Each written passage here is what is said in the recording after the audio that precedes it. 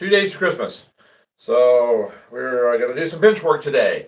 If you weren't with us yesterday, we showed you what we were starting to accomplish in here on the bench work. We did some stuff. I'll show you what we did yesterday.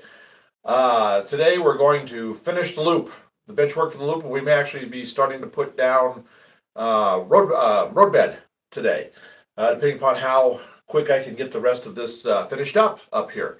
So we're going to do that. So that's going to take us quite a while to do. I've got some testing to do because I did some work on the track yesterday. So we're going to run the engine back and forth a little bit, make sure everything is clearing and doing good. So I want all of this perfect now that we're heading into the final part of this. So we've got a lot to show you. So we've also got the station parts around here. Oh, they're in the other room. We'll bring some of the station parts in after a little while. The main part of the station is completely printed now. We just have the roof left to go. So that'll be coming here very shortly. We'll start printing up all of these I-beams and getting the superstructure built that this is going to sit on, along with the station that's going to go right there. Trackside Mike asks, how's it going? Good. How you doing, Mike? Just hanging in there. Got a lot to do today, so it should be pretty fun. So hope you hang out for a bit with us. Finally warming up here. We're getting some good temps outside.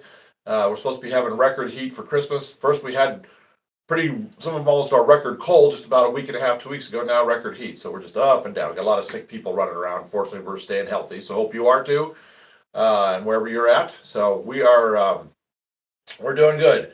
So like I was saying, we're going to do this. If you remember, we had a bunch of people donate over the weekend.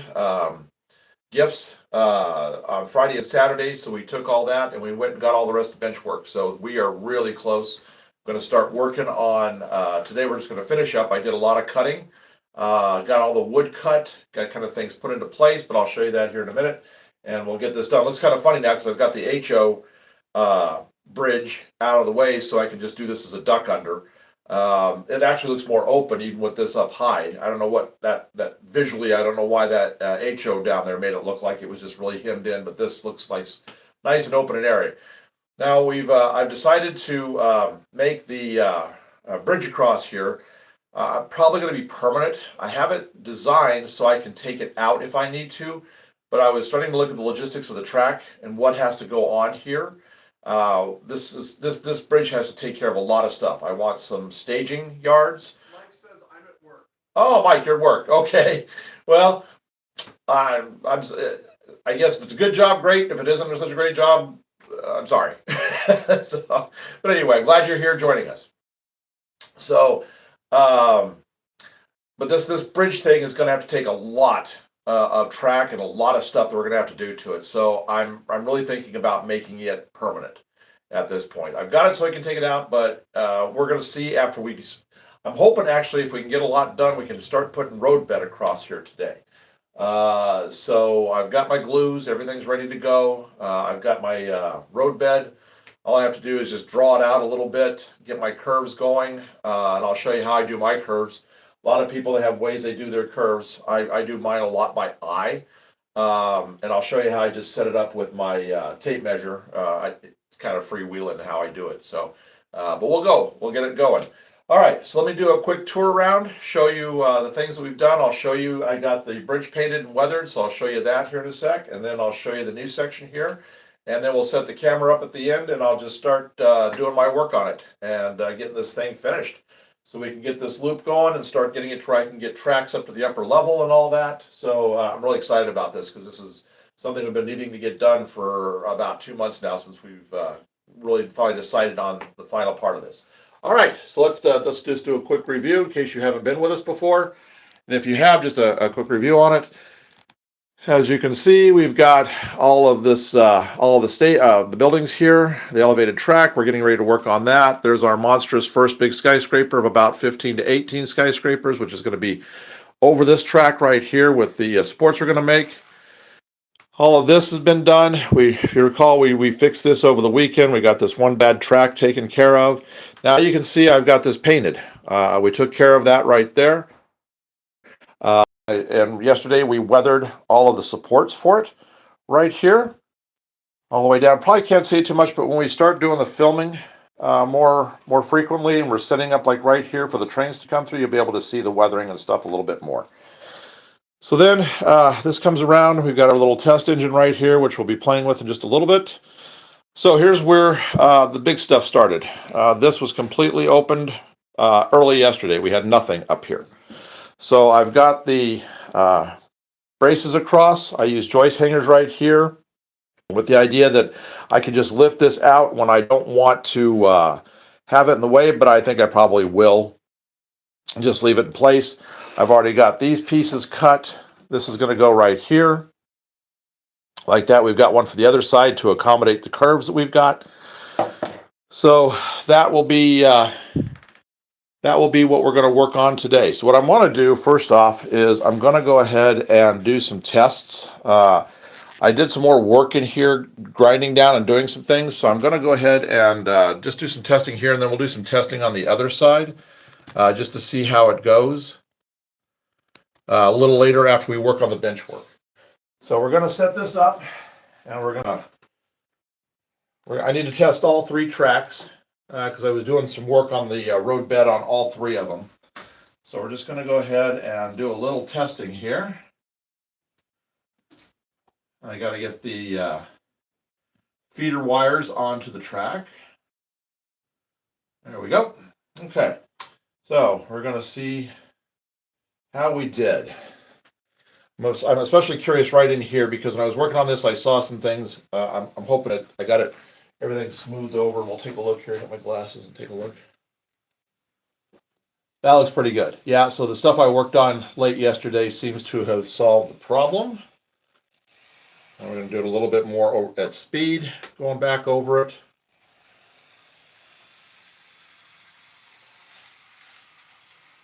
Okay, yeah, I can tell right now that I even though I did a lot of work on it, I can hear and I can see a problem. So I am going to have to rip this track up. We will probably do that a little later, not today, because I don't want to take a chance. It's right in this area right here. It's where the joint for the track is. The engine's got a little weight to it, so it does okay, but I think any lightweight cars will have a problem. So I'm going to test the middle one, make sure I don't have an issue there. It didn't seem like I had an issue on that middle one at all. So we're going to give that a quick go here. I don't think I have any cars that have MTLs on them currently, or I'd put a car back behind just to do a really good test. That was one of the things we were going to do when we went to the hobby shop yesterday. So I was going to pick up some cars, a car or two that have MTLs on them so I could do some easier testing. But we didn't do it. All right, so I'm going to move this to the track here, and we're going to see how it does. Okay. I think this one's okay. I think everything I worked on yesterday.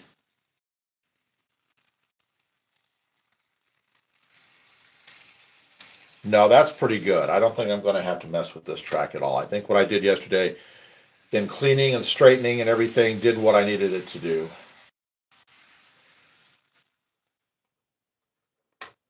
So I do believe this is all right. I'm going to try a little bit more at speed right through that one area right there. Because if I have to tear them up, I just want to do it all at once to get it all over with.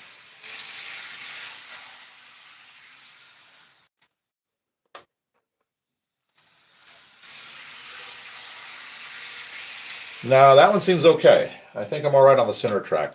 It was just these two, the outside and the inside, the far outside and inside tracks are where I was having the problem for the most part. So we're going to just see how this does. I'll move this to the last position and check, make sure everything here is still operating nicely. When I do it, I like to do all three tracks at the same time and just get it over with.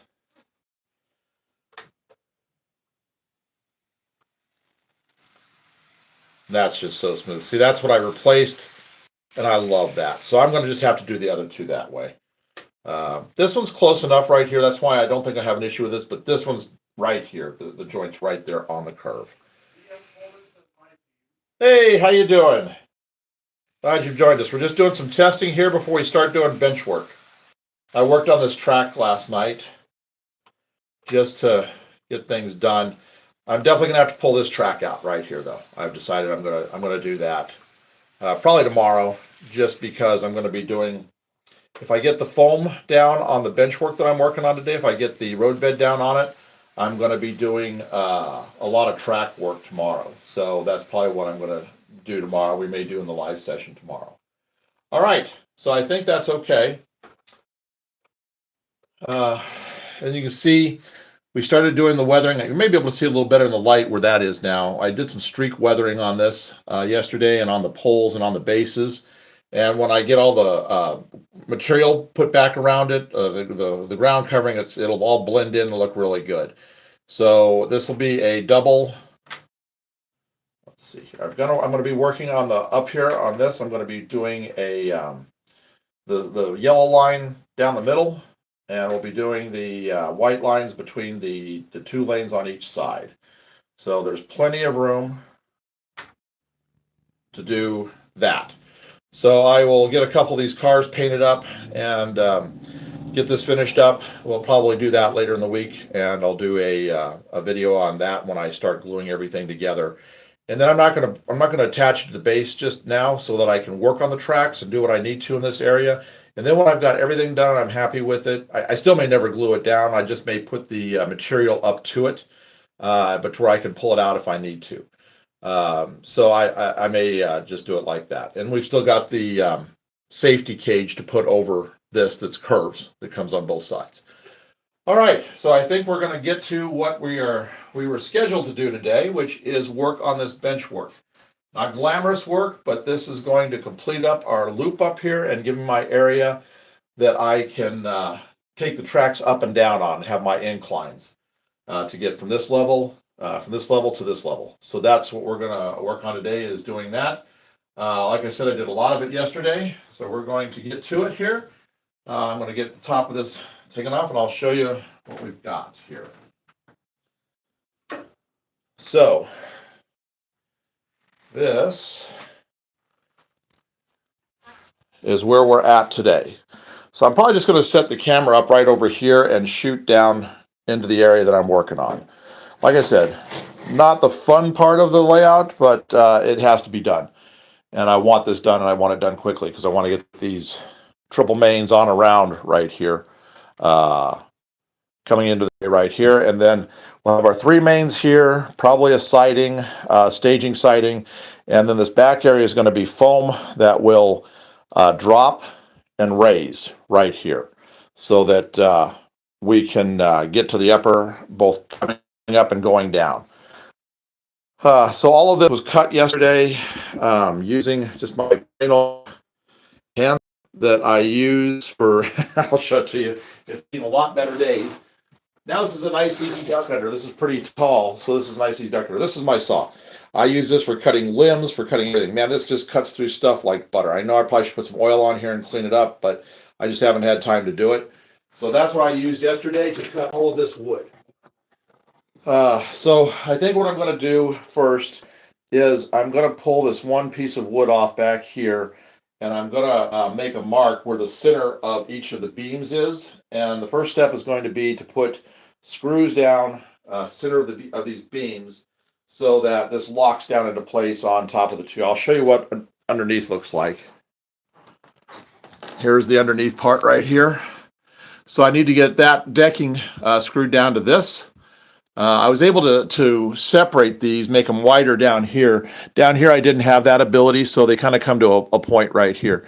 But you can see underneath here, the overhangs that I have, I've got stuff right there for it to support it. Somebody asked which, oh yeah.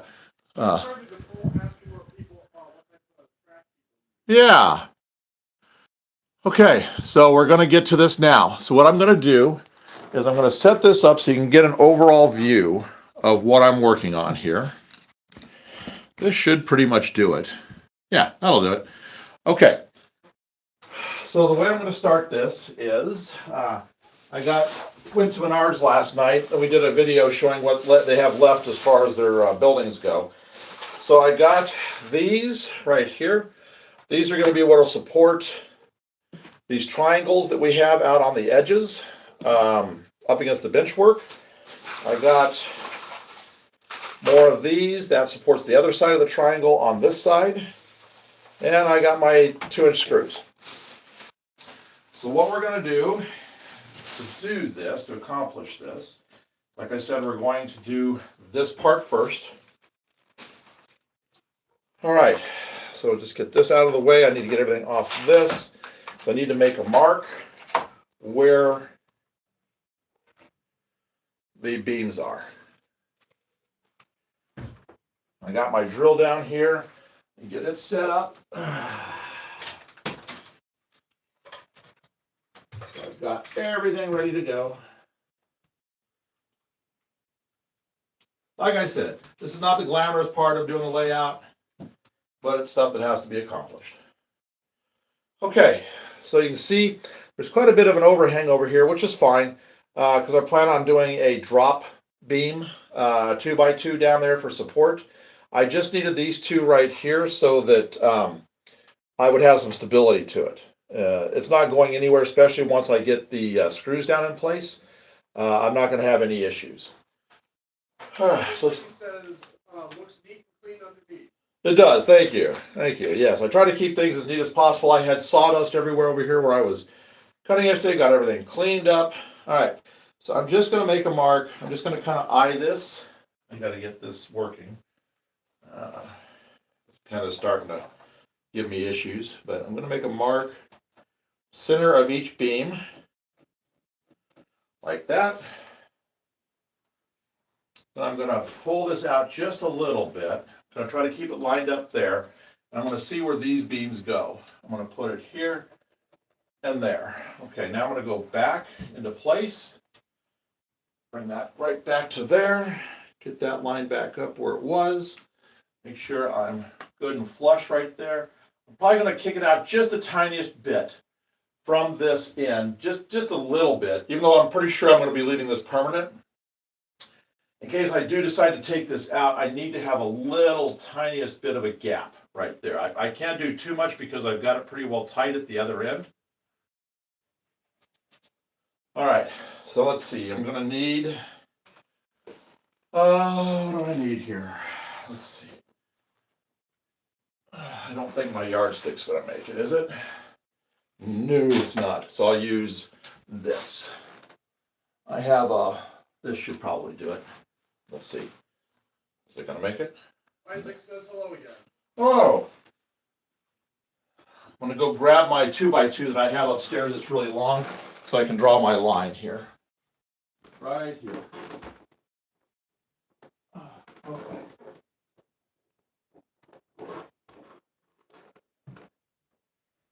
All right. So we've got this.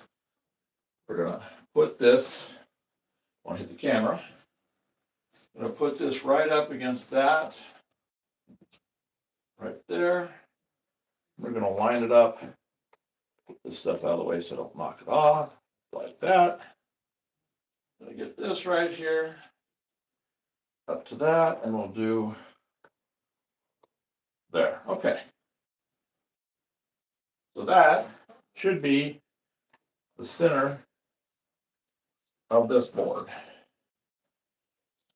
And I'm not worried about this line being on here. This is all going to get covered with scenery anyway. So Isaac says just put details west no plow and some engine hoses on that GP40-2R I mentioned yesterday. oh, very good. So he's still working on his details. Details, working on engines can take a long time. All right, so now we're going to come to this mark here. And we're going to put that, there we go. Okay, so I'm going to hold that right there. This is just so I'll know approximately where the center of the beam is so that I can get these screws down in here pretty good. All right. There we go. So that's where I need to put the screws. I'll leave this here just in case I need it again. Duck under because I like working on the other side. Being right-handed, it's easier just to do that. All right, so here we go. Put this here, open up the new box of screws. Amazing how many you'll go through and not really think about it. All right, so we're just gonna come right down in right here at the edge. I got 2-inch, or what do you know? I got 1 5/8. It's enough to give me a good bite once I sink it down into the wood.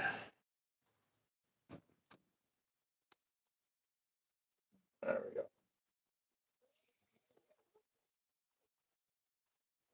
One's on the end, I do kind of gently because I don't want to try to, I'm trying to keep from splitting this since this is particle board.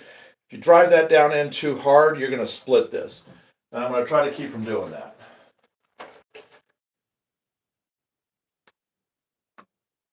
So I'll go back about, 1/2 inch, 3/4 of an inch, something like that.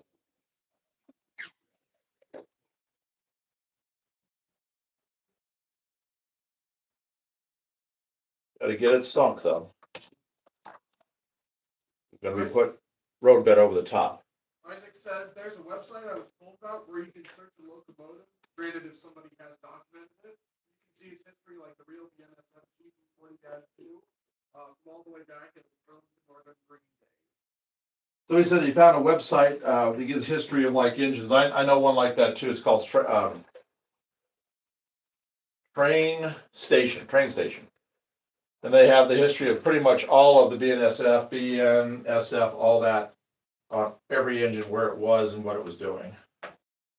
All right, I'm going to come down here, same thing. I'm going to come back just a little bit so I don't split that end.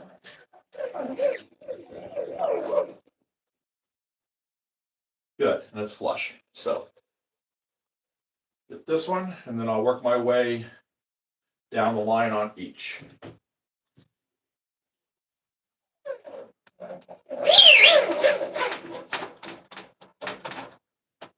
Now, one of the benefits of doing the joists like this, when you're adding something on the joist hangers, when you're adding something on that's already pre-existing, that there's irregularities, I can take now, see, I don't know if you'll be able to tell, but I'll get the camera. This is lower than this. All I've got to do is get a spacer, put it in the bottom of the joist hanger right here, and I can bring this up to level perfectly. No problems, no issues. So that's always a nice thing. Start in the middle here, and then I'll work my way out to either side. Now that I'm off the edge, I can just pop them right down in there, no problem. Try to do like 2 on each side of this thing.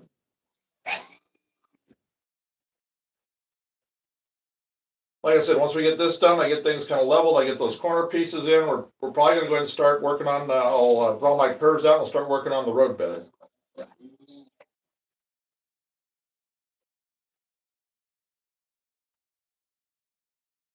I'm just eyeing this. It's not like it's has to be exactly at certain length. The only thing that's important is just get those sunk so that it doesn't have an issue with either the foam on top or the road bed.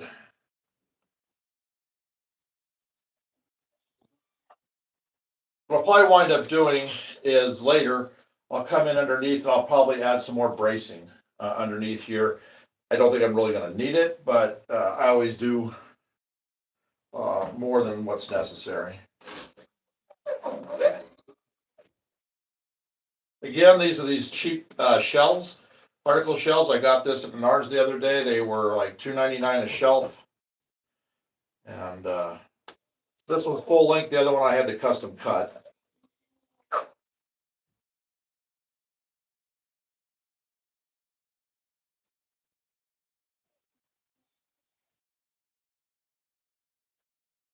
Getting there. Once I've done this, I've got these screws in. I've gotten these done over here on the sides. I will go wash my hands because I don't. This black stuff that comes off these screws transfers to everything. I don't want that on the track or the road bed or any of the engines required. There we go. All right, so this deck, that's good. So now we're going to get the other piece and we're going to do the same thing we just did. So I'm going to take this. You can see it's got that thing that comes around here. I'll show you all of this when we get to that point. I'm going to start with lining this up right here. get my pen. I'm going to mark where the centers are here and there, like that. And then I can just put this right down in place. All I have to do is just line this up. And that's pretty much it right there. Okay. Isaac says he's using that website to get reference images for that GP40-2R. Oh, very good. Yeah, use whatever resources you can for what you're modeling. All right, so I am going to do my line here. This one is not nearly as long a piece of wood, so I can do this with just a plain old yardstick. Then I'll get it all lined up really good, and we'll be ready to go. This will be it, except for the corners. The corners will take just a minute or two to get in, and then we can actually start working on roadbed. I'm going to have to cut some roadbed back, but I'll show you how we did that. How we do that. All right, so there's that. So that's it. And I do have a gap right there, so we've got a gap on either side. If I ever decide I want to take this out, I can. Isaac asked, ever make your own custom loads? I did the scrap load with cardboard strips for metal plates, straws for corrugated parts, for pipes, and guitar strings super glued together for wires. Yes, I have made. Somebody asked if I've ever made custom loads for stuff. I have for gondolas and center beam flat cars paper load. Okay, that's flush. We're good. So just got to get this one in right here.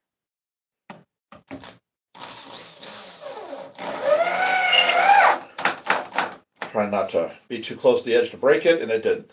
How's the view on the camera? Is it all right? Yeah, looks good. Okay. And now we're going to come down here. We're going to do this one. A little ways away from the edge. Perfect. And we'll get the other one. It's going to go right here. I'm probably going to have to, looks like this thing is riding up a little bit, so I am going to have to tack this side down. So I want this nice and smooth. Come on. Get in there. There we go. Okay. Well, now it dropped. Oh, perfect.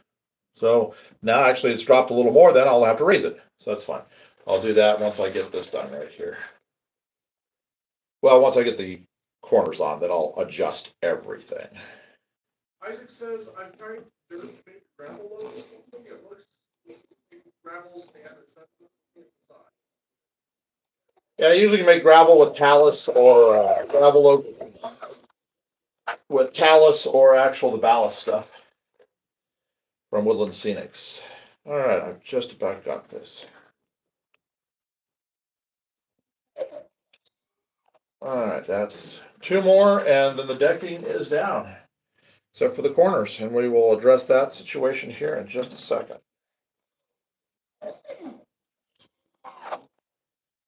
Then I'll get the vacuum and I'll vacuum this entire top off before we start putting road bed down. But we are getting real close now. All right, so there's that. So now, Gabe, can you see where my hand is right here, or do I need to adjust the camera? You have to give me just a sec. Okay. Okay. Right here, my guy. I'll probably have to move it. Yeah. All right, I'm gonna move it. Let me just do it like this for. How's that? Let it readjust and see how this is. Do I need to angle it down some? No, I can see everything now. I can see the wedge. The wedge, everything here is good? Okay. Maybe just slightly more. Slightly more what? The way you were turning it. Okay. That should probably do it. All right. So I need, first thing I'm going to do. There, perfect. Okay. So I need these, and we need these. Isaac asked, is this able to be taken up so that he can walk through? Yes, I was just talking about that. I can, but I'm going to probably make it permanent. That's why I have these splits right here, is so if I want to take it out, I can. All right, so I'm just going to make a mark where this is so I'll know where to put my braces. All right, I do believe I want it to go this way versus this way. Well, I don't know. Let me see here.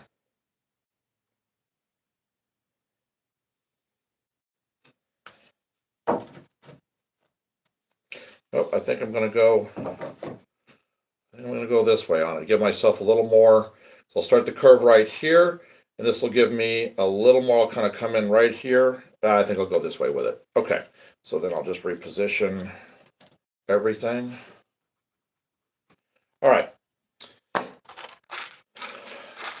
I'll use this other one first. I'll finish up that other pack. So I have these from the braces I made for around the corners here. All right, so I got two of these, and I'll use the screws they supplied. So all I do on this is I want to see, I need to come back about an inch on this so this does not stick out past the angle. So I just need to come back to about right here, probably about right there. Okay, so all we got to do is put this underneath. I always put those to the bottom. I just so we've got it flush.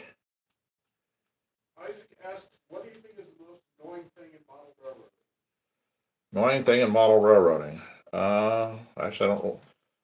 Well, doing stuff like this, doing bench work like this, is not, well, I guess probably maybe worse than bench work for me is electrical. All right, I think I'm going to put this about right here.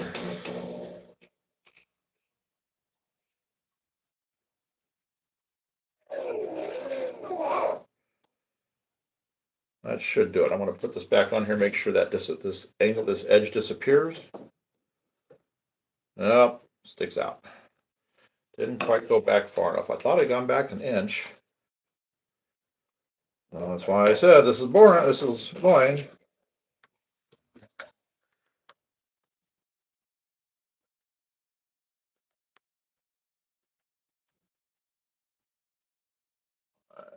And that, go that way, and then we'll just come back a little bit further. I'll come to about here. Right about here. I'll go in a little bit more. Okay.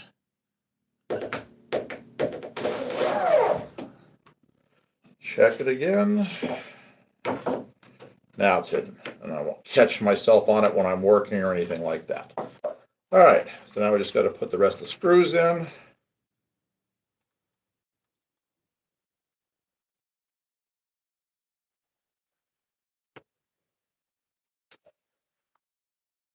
Come on.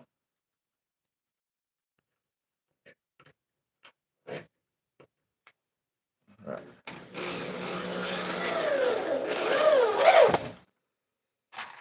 And we'll put another one right here, one of these plates right here. We'll do this on both sides.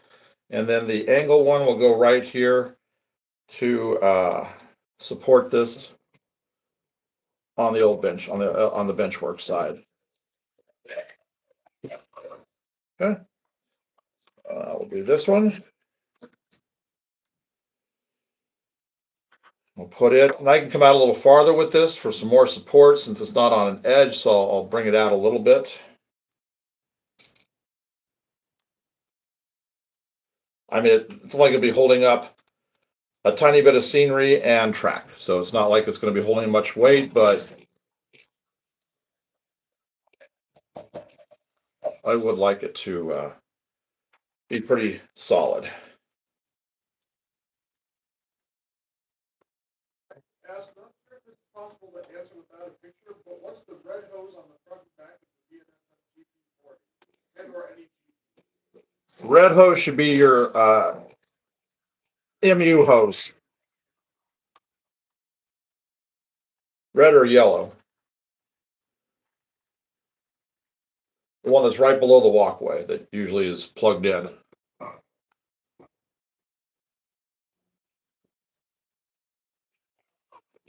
Okay, that's got that. So now what I'm going to do is giving myself a little bit of a gap.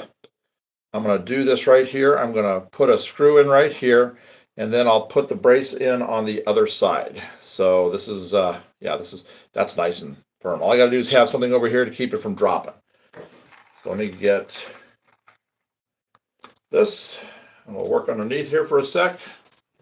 Make sure I've got myself the little tiny gap I need. Right like that. And then we'll just, right here.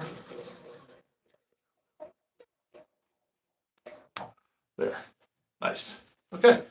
So now all I got to do is just finish running that. I've left this gap in case I ever decide I want to take this piece out. Use it because I've designed it in such a way that we can do that. That one's got something in the head, so we will do this one. We'll put this guy in right here.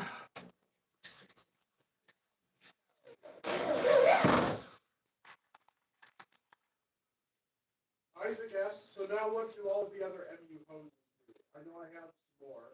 What about the one with 3 on either side of the coupling? The ones that feed down through the stuff? Want to know what the other ones are? Those are air hoses for your brakes. Oh, the 3-packs and stuff that are by the coupler. Those are all airlines.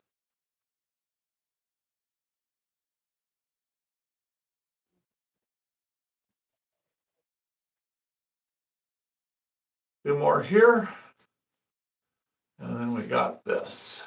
And then I'm going to adjust the height. Everything is level, and then I can put this last brace in. I'm only going to tack it in with a single screw. So if I want to take this off, all I got to do is just do one. All right, how is this? Right here. This needs to be raised right here. So, let's see, what do I need? I need, let's see, I'll use this. Isaac asks, why would they need that many though if they all serve the same purpose? That I have no idea. I just know they're all air hoses.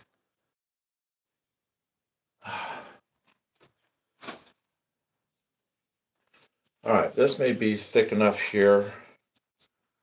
I'm gonna see, I'm gonna tear this, and if I need to double it, I can double it. Tear it a little bit more. And then we're gonna go up with that. And let's take a look and see how that did. That got it. Now if I put the angle here, I can pull it down right here. Perfect. All right, so I'm gonna get that. And this corner is done. All we have to do is that corner over there doing the exact same thing, and then we're gonna be real close to doing roadbed. I didn't think I'd get to roadbed today, but that's why I prepped all of this stuff ahead of time. Just to make sure, I'm gonna put it about right here. Make sure I had time to do everything today. Well, these give us a lot. These are chunkier screws. So I have one of these for each side. Okay. So I'm gonna go underneath here. And I'm gonna put it where this will be right here next to those braces I just put in. And I'm not gonna go all the way up to it because I want to draw it down a little bit. So we will put it right about here. A little more down there. Right there. All right. We'll see how that does.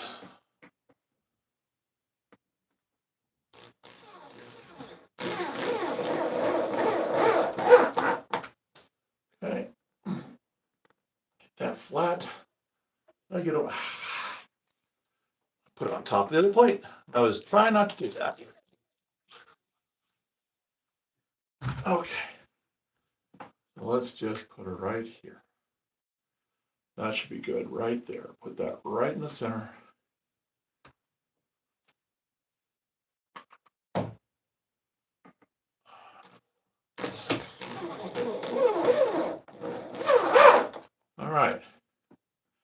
So now I got to do, I'm going to put one more in, and then I will do one on the top and draw that down just a little bit, not much.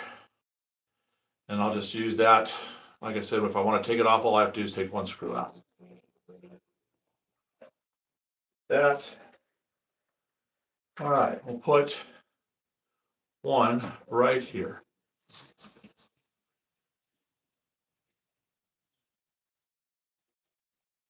You know what? I don't know. No, that won't pop through. Okay.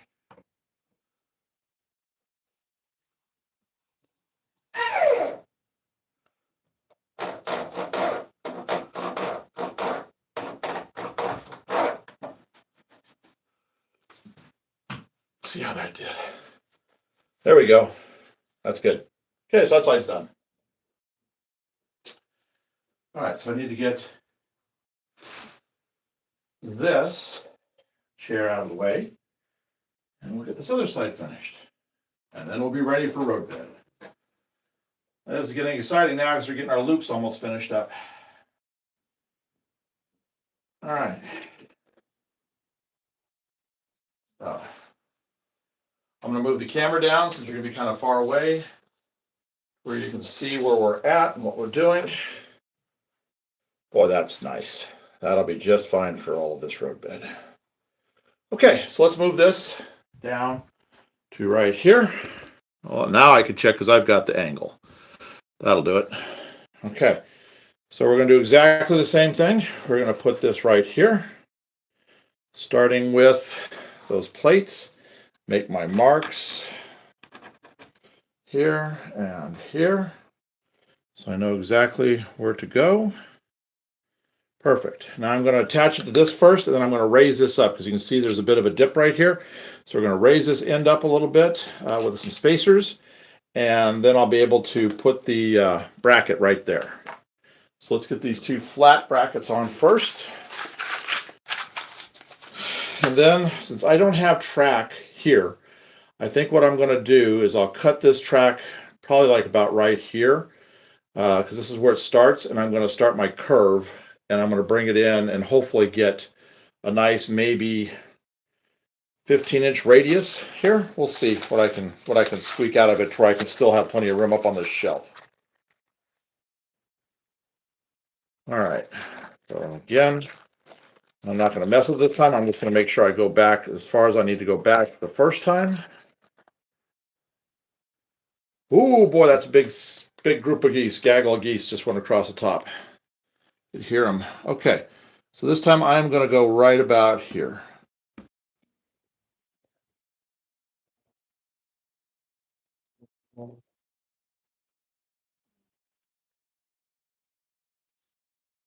Reposition my hand for getting some leverage. Do it like this. Get my thumb on top, use it.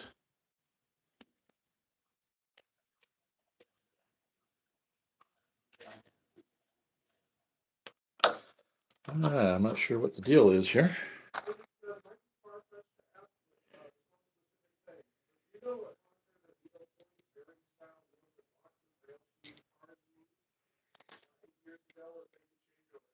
No, I have no idea on the Bachmann cars at all. I've never really had any Bachmann cars, so that I can't help you with. There we go. I was just being stubborn. So here we go with this. Whoops. There we are. Get that. Now I'm going to check it, make sure nothing is showing. Nope, that's hidden this time. So we're good on that. All right.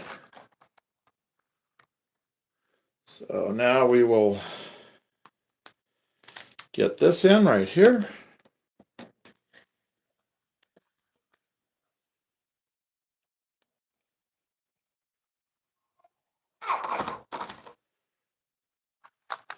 I was kind of worried being over my table. This is going to take up a lot of space, but it really doesn't. It won't be an issue at all, really.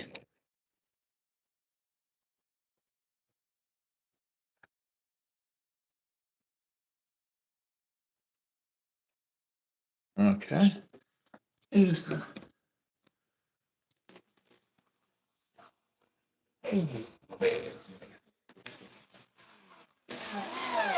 There we go.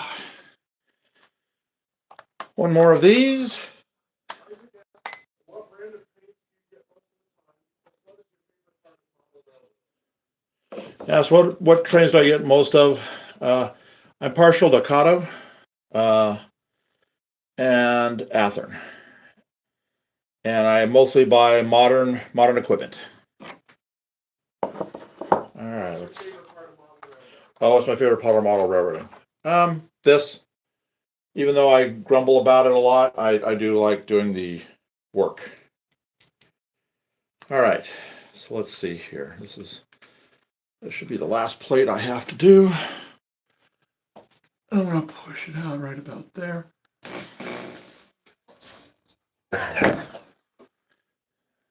That'll work.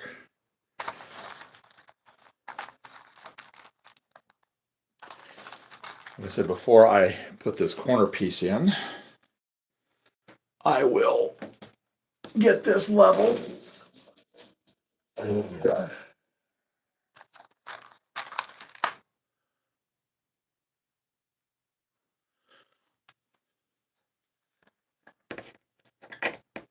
All right.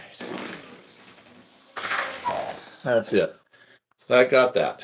So now I'm gonna attach it, but I won't attach it here yet because I'm gonna raise this. So I'm just gonna go ahead and get this attached to this. No, wait. Yes, that's right. Okay. Almost thought I had it gone on backwards, but I'm all right. So we'll get this.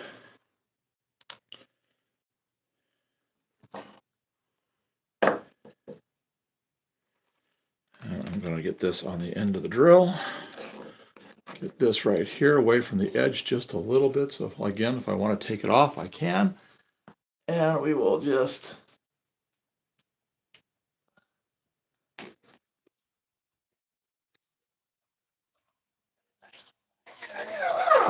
there we go. Good. Put the rest of those 5 in. Then I'll level this right here, and we'll be good to go. Time to start doing road bed. Put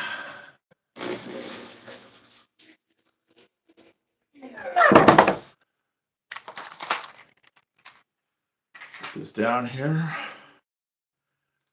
where I can see it.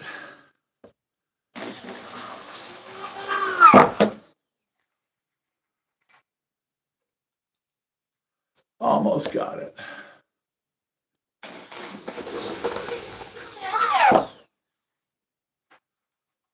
Two more.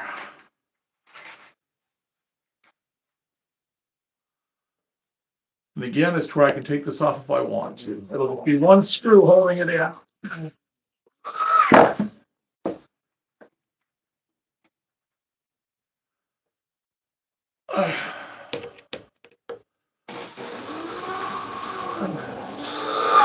All right, so let's get that brought up to level. Where's my, here. Okay. This is probably going to take a fold over, but let's start with a single. And we're going to just raise it up just a hair, just like that. Perfect. Now if I can get this underneath there. Yep, it'll do a fold over.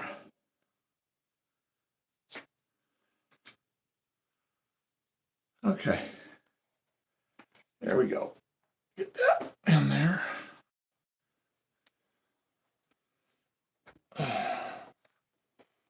Perfect. Let's see. That'll be good. I'll just do the same thing here. I'll just raise it just a little bit so it's pretty well flush. I may want to do one more thin piece right on top there just to bring it up. Just a little bit more because we still have just a tiniest bit of an edge. So we will put this one on top and raise it just a little more. There we go. There we are. Okay. That's pretty good. I won't notice much of a, when I put the road bed across, I won't notice much. All right. So this is pretty good. I'm probably going to want to push it up just a little bit. Let's get, let's see, where are the bigger screws at? Where'd they go?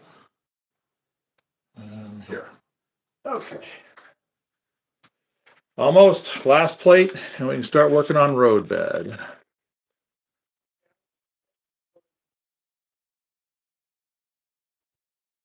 I've had Digitrax in the past. Somebody asked what controller I use. I have Digitrax. I've used that. I'll probably buy that again. I'm probably going to get the Chief. Right now, I don't have DCC wired in at this point. None of the engines are. They all have the quick plug connects in them, so I'll be able to do that later when it gets to be that time. So right now I'm just using a basic old MRC controller to do all my testing with. Okay. Now then, let's get this where I want it to be. Like that. Let's see how that did. There we go. Nice. All right, so just got to put in a couple more screws, and we're done with the bench work. It's a big step having all the bench work done. We'll just put one here.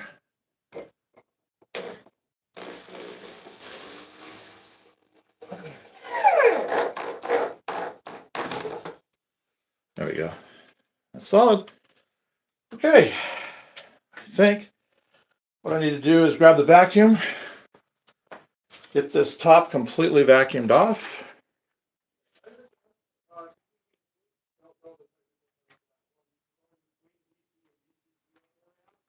Yeah, you have to have, you can do that, but you have to have a special switch. Wondered if you can have a switch for going between DC and DCC. It has to have a middle off part. So it has to be a three-way switch with a dead in the middle. So two-way power on either side with a dead in the middle. That's what you have to do that. All right, all right, just gonna give me a second here. I'm gonna go grab the vacuum. I will position the camera back where it was, right here. This will be a good spot anyway, because this will be where I'm going to be working for the road bed anyway. All right, grab the vacuum.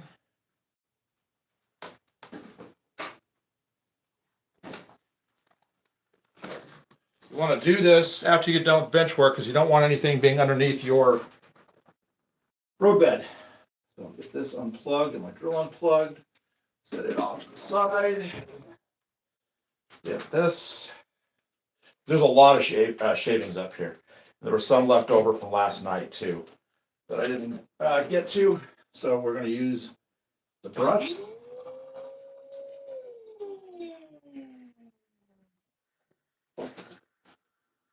All right.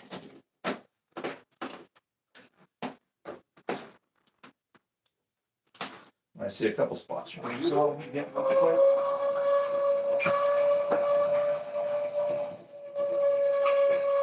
all right.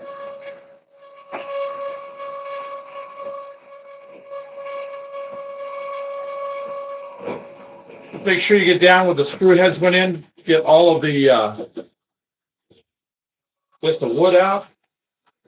You just want to hit the whole thing kind of overall, because it really, it's like a magnet. It keeps the sawdust on it for any of the stuff you've done. So you just want to make sure you get in all of that.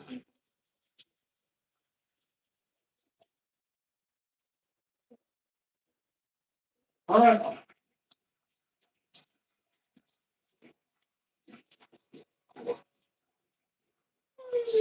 I do believe I'm going to leave the vacuum in here, because when I start to pull up that road bed over there, I'm going to have to vacuum up the scraps. So I'm just going to push this out of the way for right now. Okay. I'm going to reposition the camera. First thing I'm going to do, you're going to have to give me a sec. I'm gonna go wash my hands real quick. So Gabe, you just might want to talk with him for a little bit. So I got to get the black off from the screws. Okay. I don't want to handle any of the road bed that way. Yeah.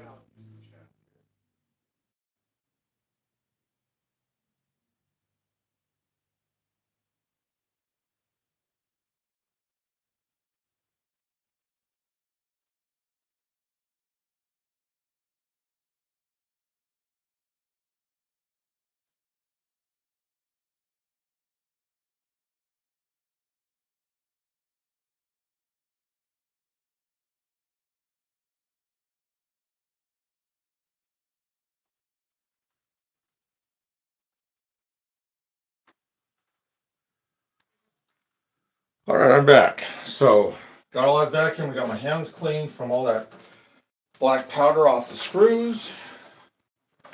So now it is roadbed time. Well, actually, first it's water time, then it's roadbed time. Okay, I use Woodland Scenics foam roadbed. Does a fantastic job, and it's cheap, 50 cents a section.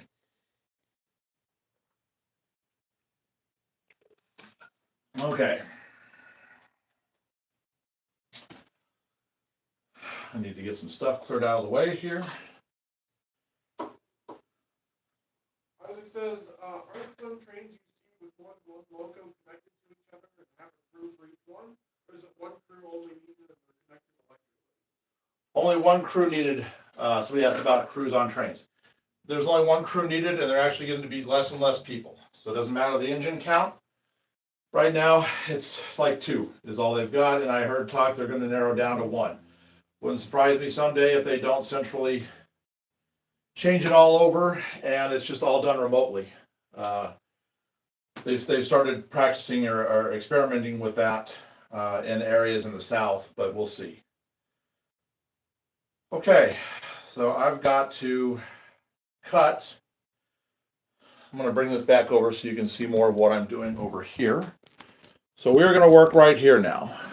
This is where I'm going to be. So I've got to cut this back to about right here so I can swing the track, start swinging the track around. I might even do right here, cut it in a little bit closer where I have to accommodate 3 tracks. So I need to get my X-Acto blade. I think I put it back down in my toolbox. Yep. All right, so we're going to take off, and I'm going to need, once I get that one in, then I can decide if that's a good curve.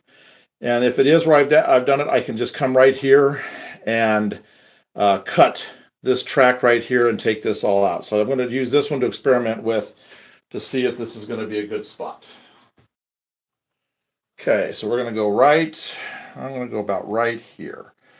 Maybe right here so I can start to curve it like this so I don't have to go in too far. Okay, we're going to come about right here. I'm just going to cut this.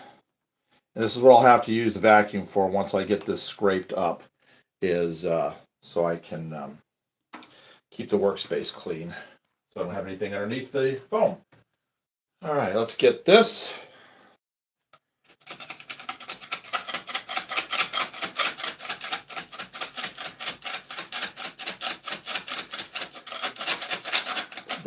Definitely gonna have to vacuum up a bunch of stuff. All right, I'm just gonna pitch this. I'll be using that again, and I need to get all of the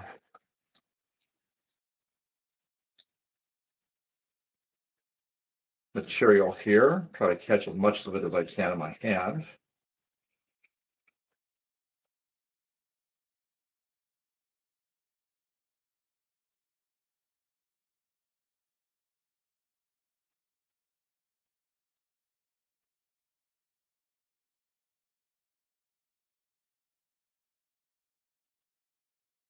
Okay, that's the glue. What's left of it. Put the rest of the materials here. There we go. All right. I believe this is probably going to be, just scrape the rest of that down in there. I'm going to try to catch this underneath here. what I don't. All right. I'm gonna get a trash bag started that I can put all of this stuff into. I've got a good knowledge bag right here, so I use this for trash today. Okay. So I'm gonna get a piece of foam, a piece of road bed. This out. I'm gonna see here. I'll have to cut it, but I think, yeah, I'm gonna go ahead and cut this. Let's see, where'd my blade? There it is. So this is just like cork. It's got a little center line here that you use to cut it, because you have to have this cut to do curves.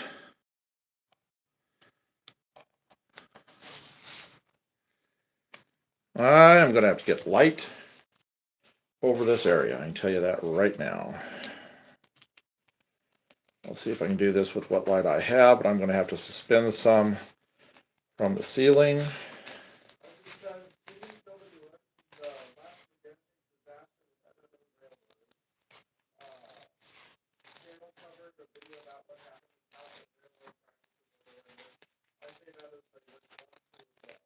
Ah.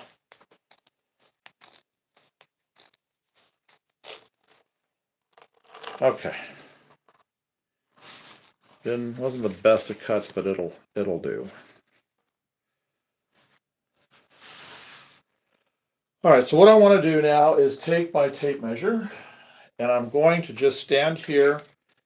I'm going to have to move this back just a little bit because it's going to be in the way of the tape measure. Make sure I've got that still. Yep, I got it still focused in where it needs to be. I'm going to just kind of try to see what I can do here.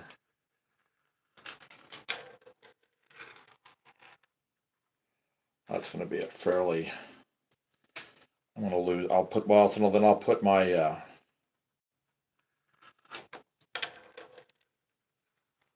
I'll put my staging track on the inside because I'm going to have all three of these lined up right here. All right.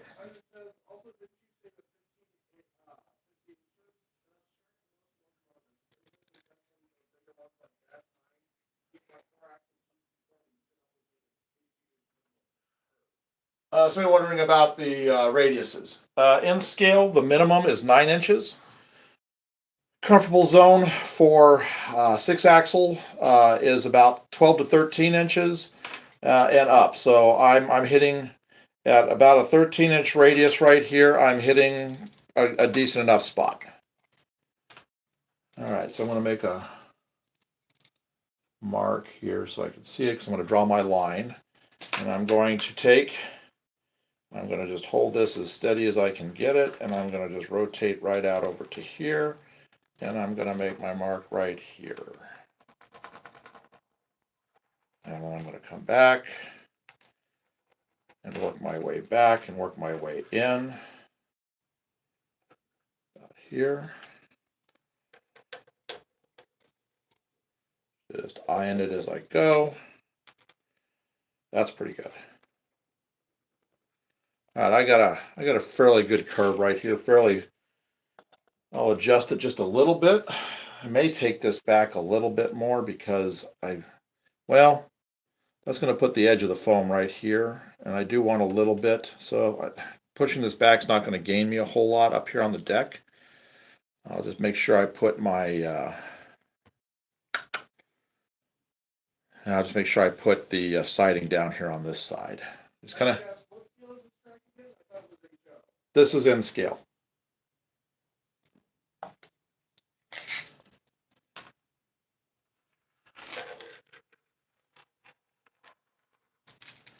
think I can bring this down to right here and down to right here. I think that's actually pretty decent. Okay. I'm just going to draw this in, and I will adjust as I go with the track itself.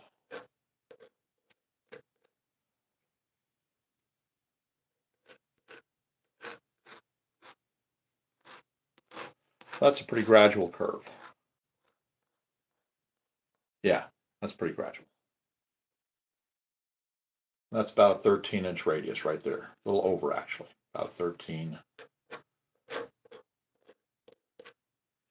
That's not bad.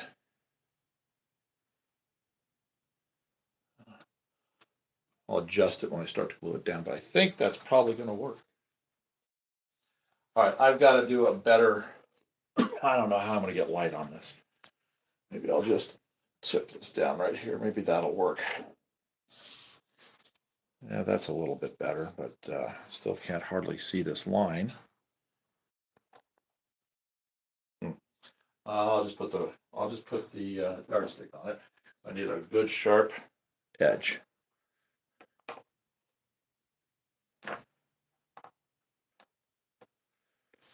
I'm just cutting some road bed apart right now, so I can start practicing the curve, seeing how it does. You're not missing anything. There's nothing fancy going on here. I'm just putting a yardstick down on the line they give you to cut, so that I can get a good straight line with the X-Acto. All right, we'll give that a shot.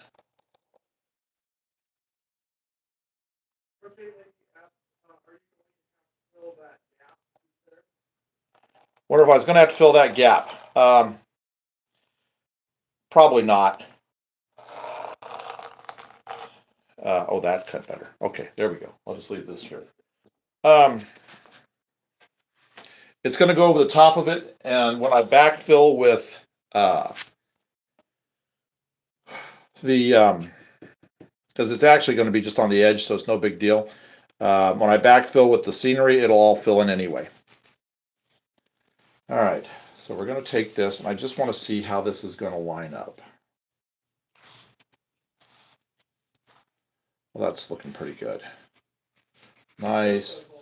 Who? Oh, hey Jeff, how you doing? We're just doing track today. Well, we were just doing bench work. Now we're just doing track. I'm putting this down. I'm just seeing how the curve is. I'm making sure I'm not getting a whole lot of bow to the road bed. If you get a bow, then you know it's a little too tight. But I'm thinking that I'm actually pretty good.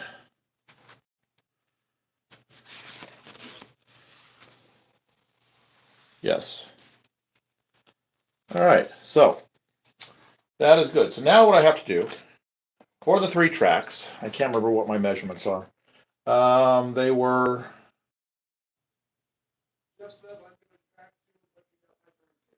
Oh, hooking up a turntable, really cool. 5. Looks like my tracks. I can't remember what center is. Let's come down here. 1 and 5. Looks like I'm going on centers almost 1 5/8 inches. So I think that'll probably be fine. So what I'm going to do here, I'm going to cut this off right here so I get it straight, and I'm going to cut it off right here. I'll cut back a little ways. I'll use the nippers, and I'll scrape all of this out, and then I'll set up my line right here for the track. All right. Do what? Oh, the unit track? Yeah, I use just plain old Atlas Flex track myself.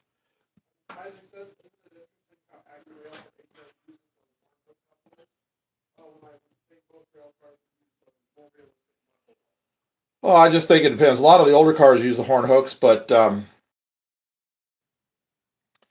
let's see. I'm going to cut right here. But they have started to go for the more for the knuckle couplers now. All right, I think that's going to be good. I'm going to cut this off here right to there. I'm going to trim this just a little bit. So my things here are all lined up perfectly. And bits of rail go flying. More bits of rail go flying. Okay, so now we're going to cut this. We're just going to kind of eye it, and we're just going to cut it. And cut it. All right, so I got to scrape that up, clean it up, vacuum it up, and then I can do my other two lines right here, and I'll be able to do what I need to off of that. Okay, so let's get this.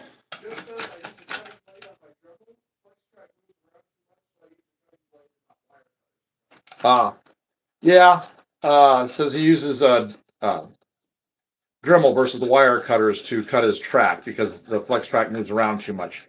It does. But what I'll do is if I know I'm going to have too much flex, I'll put a nail into the tie right close to where I have to cut it. And then that way it gives it that stability and you don't have to worry about it too much.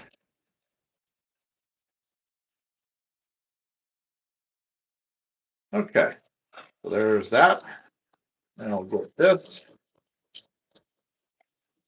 I wasn't sure how far I was going to have to go with the curve, so that's why I kind of did this whole area, but I'll come back in. It'll all get repaired. It's no big deal. Uh, all right, let's get this. Sure, I get the old glue off.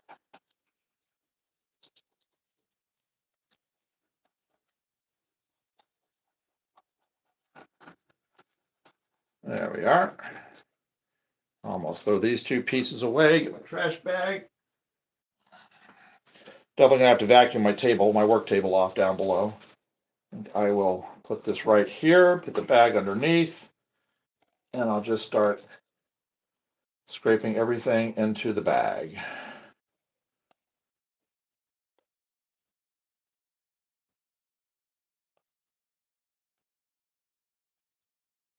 Gently so it doesn't go flying everywhere.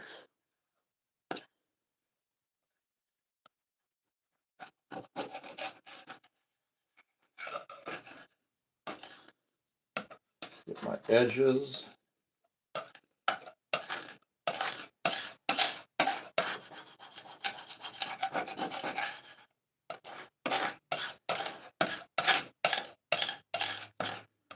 Okay. I've got that pretty good.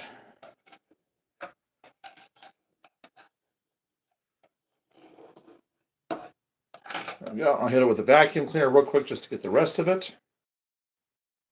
So it's going to get noisy for just a second.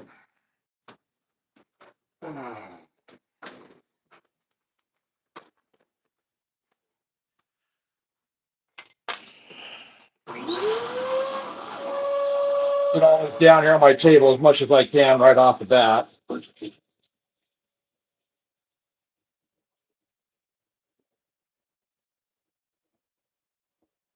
That's better. Okay.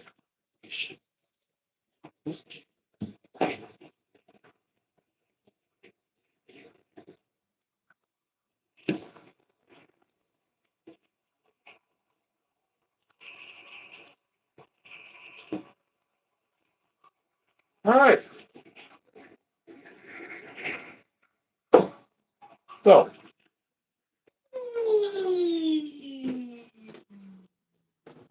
got everything cut back to where it needs to be. I got my line in here with my curve. It's not too bad. Yeah, it's kind of gradual and it sweeps into it. I've got to find a measurement here. Gosh, I just don't remember what this was. I think I went from outside. Oh, that's what it was. Inch and a half, inch and a half. Okay. So I need to get my line here, and then I need to do an inch and a half and an inch and a half, and that'll give me my line. If you'll notice, this is a lot wider than this piece. That's how they've cut them. They've given you your score marks from the factory. So if I was to do a center line and I was to line this up on the center line, it's going to be way over, whichever side is going to hang over way too much. And then this side right here is going to be way too narrow. So what I did before is I got my edge line and I did an inch and a half, inch and a half, inch and a half. So that's what I'll do this time. So you can actually see my old mark right here. So I'm going to make it a little more bold. And we're going to come to 1.5 inches. On the track, Master Fun says I use Boston and Mikado separately. Mikado for bigger range of radius. So somebody said they use Bachman and Kato for their track, and that's good stuff. When I have used Flex Track, I always use Kato. I more expensive than the Bachman, not by much. I just like the overall finish on it, and their attention to detail and quality seems to be pretty good.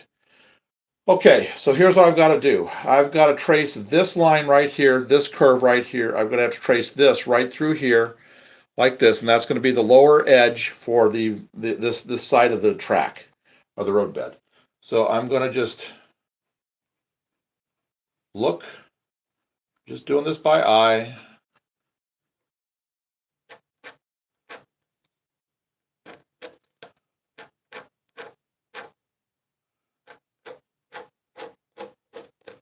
As long as I'm close, it's fine, because then I'm going to take my 1.5 inches and I'll measure it off perfectly for the rest of it. So I just have to set this curve up pretty good.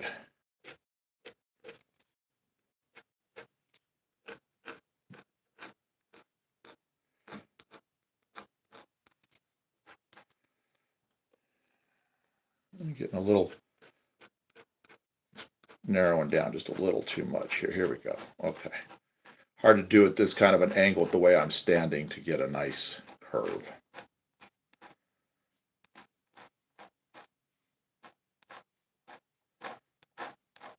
Okay.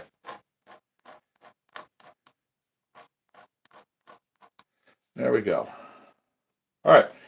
So now all I have to do is measure out 1.5 inches, draw that line, measure out 1.5 inches, draw that line, and I'm ready to start putting cork down, or the roadbed down. So let's see here. I think tape measure is going to be a bit of a pain to do that, so I'm going to go with my ruler that I use for all my drawing. That's this one. All right, so this is easy enough. I'm just starting on an inch mark right here, and then I go out to 1.5 inches. 1.5 inches. I mean, I could just go on out to 3, because that's basically what it's going to be. But I do just like to do these one at a time.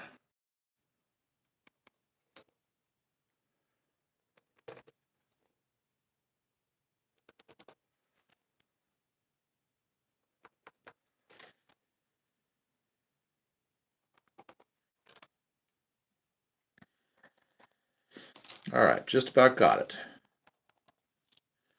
All right, so there is that one. I put the little tick marks close enough to where I should be able to, I'm just going to figure this one is like right here.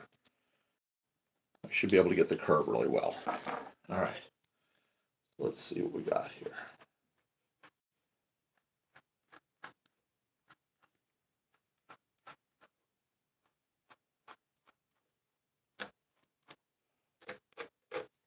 This was a tough area to do right here where all of this came together, but it's pretty good. I'll back the camera up and I'll show you all the lines here in just a sec when I get this drawn in. All 3 of these. Okay. That's pretty good. So there's that one. So now, same thing, 1.5 inches the whole way, and I'll have my curve. Got that one already. So I'm just going to do them exactly where I put the other ones.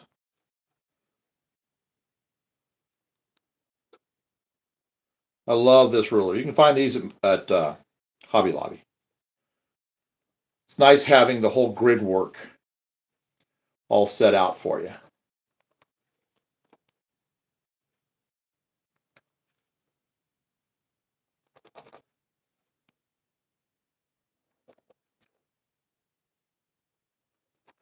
Sorry if the camera jiggled a little bit there. The foot is sitting. Okay, I'm going to back this up just a little bit to about right here.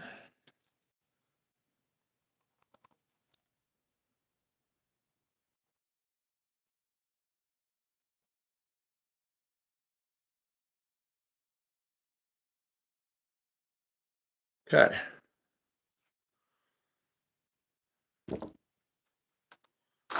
So, third and final.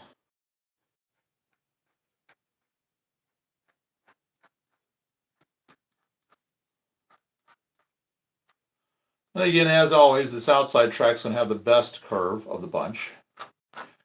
Wouldn't think it would be, but it is. Let's see here.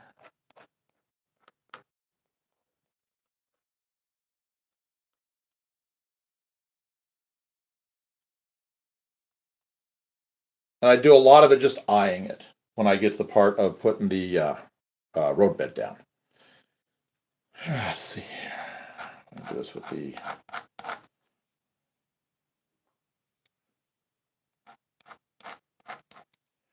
Okay. So I basically put the 3 tracks right in the middle because of the curve. I don't want to go back any further, and I can't really put more over here because I'm going to bang my head against it when I'm working on the table. So I'm working with a limited space because of my work table. I was hoping to have these tracks further down closer to this, but I'll put a switch like right in here, and I'll put my staging siding right along here. I was going to put it in the back, but I'll put it along here. Wasn't wanting to do that, but looks like that's how that's going to have to work just because of the table, the work table. All right, so let's see. Everything here is flat that I'm going to be doing. That's all pretty good. Is it? Yes, it is. Okay. So I've got to cut some. I've got to cut some of the pieces right here. Oh.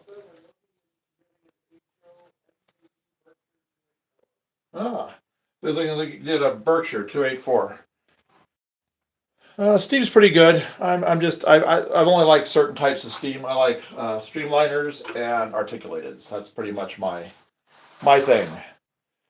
All right, I'm going to try to get the rest of this cut. I'm going to cut 3 pieces total to get started with. That'll get me around the curve right here.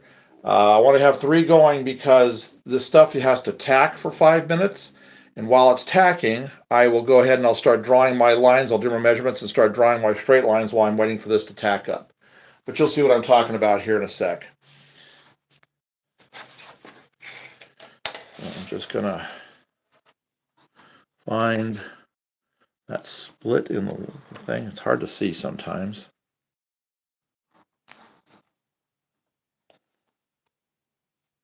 There we go. And it doesn't matter as long as I get a straight cut.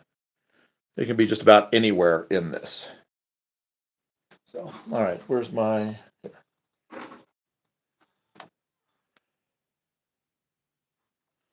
So I'll just get started with it. I may have to get a new blade. In fact, I'm going to get a new blade. I've been using this blade for just about everything these days, so I'm just going to replace it real quick, and that way I can make smoother cuts on this. Also, I always save the old blades in case I need to have something just to chunk stuff up with. I don't ruin a new blade, so I always set my old blades off to the side. I don't throw them away. I got a stack of them.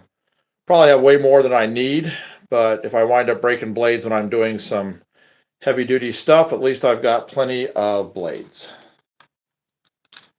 to do the grunt work before I need to do the fine work.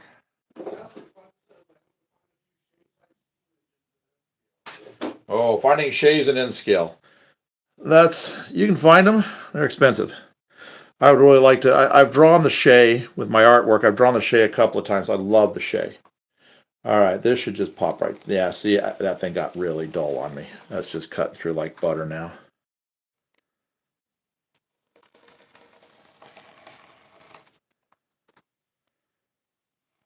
So for those of you that are just kind of coming in and out of the feed, we're just working on Benchwork and track today.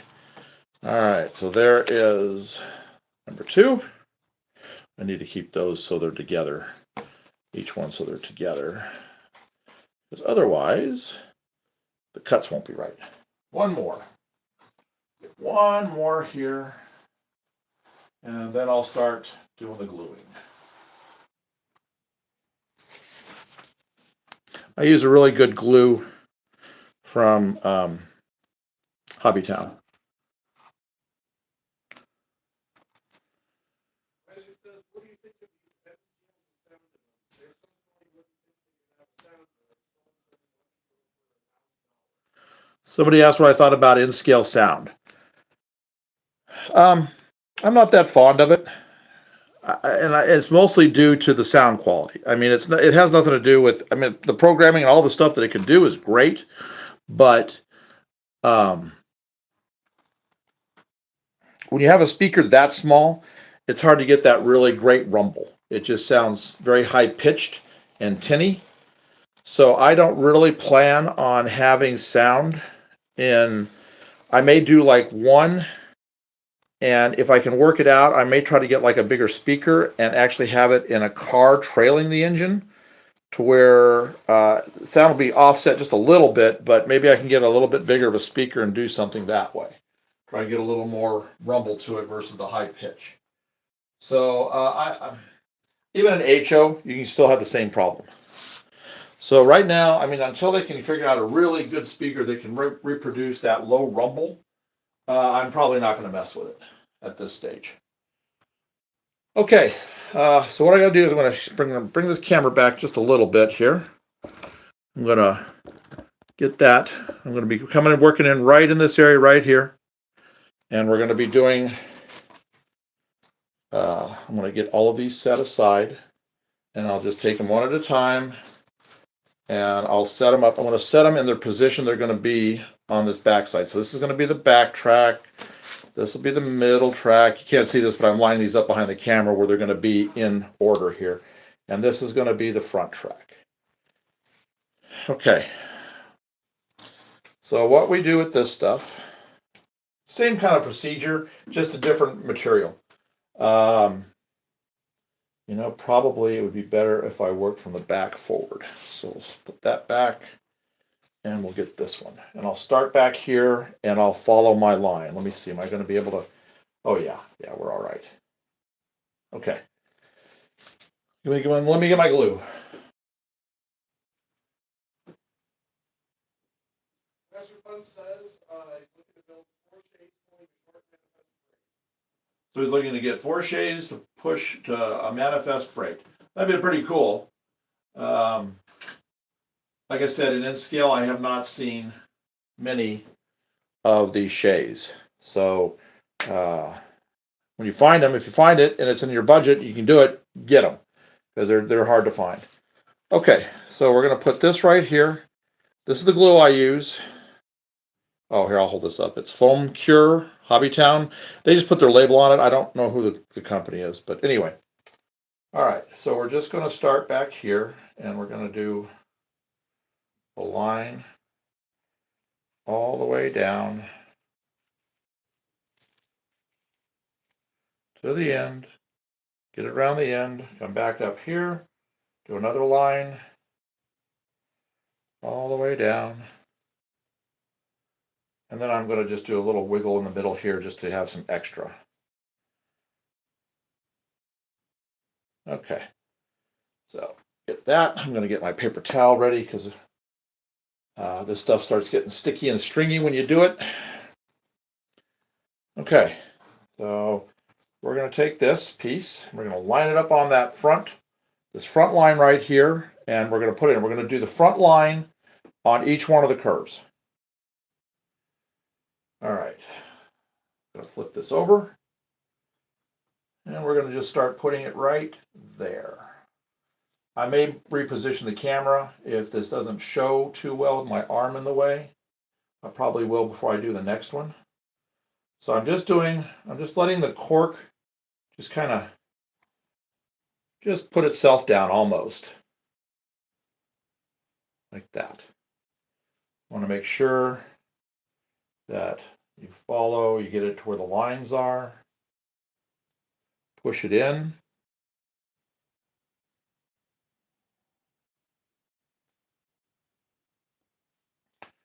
Like this. Okay. Now, I don't want the camera getting dirty. So you know what I'm going to do? I'm going to put the camera up here. out of the way. Hopefully I won't get anything up on it. I'm going to get this. That's not going to be a good spot. I'm just going to back this up a little bit. Won't be able to be right on it because I don't want to get any glue on anything. Okay, so now what you do, I get my paper towel. I start right here. I peel up this edge. I get my towel ready, and then I peel this up, and you don't touch the road bed, but you run the paper towel down the entire way because you catch all these little stringy things right there on the paper towel. So now what you have to do is I'm going to set this upside down right here. Okay, that is the far track. Gotta let this cure for about 5 minutes. So I'm going to go ahead and I'm going to start working on these other two. I want to get the other two done. So this leading edge of each of these pieces is finished. Same thing we did just a little bit ago.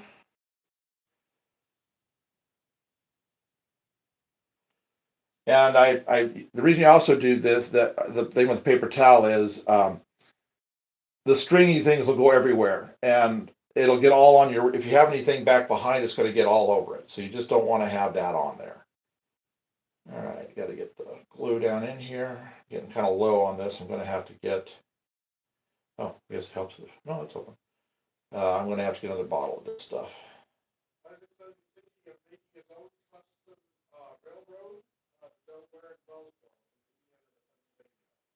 So he's thinking about doing their own custom road. That's always fun to do.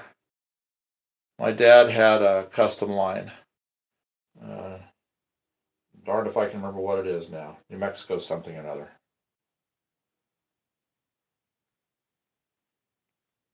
Oh, it's ARW, Albuquerque, Raton, and Western. That's what it was. All right, same thing. I'm just going to put a little bit down the middle here. Okay. Get my paper towel, do that. I'm going to prop this up, probably, so I can keep the glue down in the tip. I'm just going to put it right here. Okay. Same thing we just did. We're going to be going to this, turn it over, and start right there. Same procedure. We're just going to let the thing just kind of gently come down on the line. What I'll do when I get the back one in is I'll visually space this one to it. Okay. Then just press it down in there. Now I'm going to push this to the back a little bit, knowing that's the back line.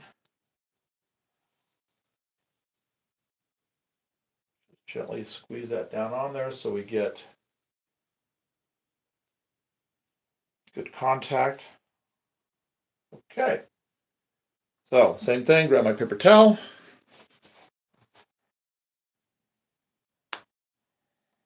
Grab the end.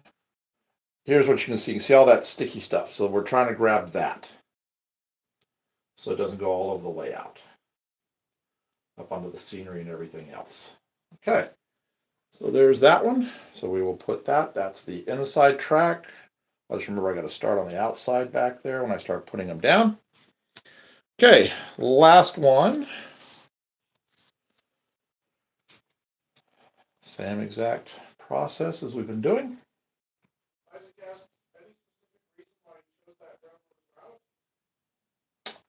He chose that route because that's where we're from originally, is New Mexico. So lived in Albuquerque and traveled all over New Mexico itself.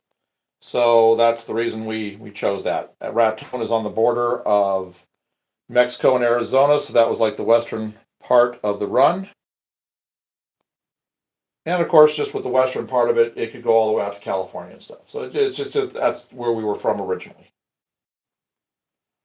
People just kind of model their if they're doing a short line, they or their own road, they usually model their home areas or areas they're familiar with. The lady asks, "Weren't shays small and used for hauling felled trees in the lumber industry?" Yes, shays were primarily used in the lumber industry. Excuse me. Got a little gag there. Okay. Last track of this, of the wider part. Same thing, and we just done. Put that right there. Let it just come on around.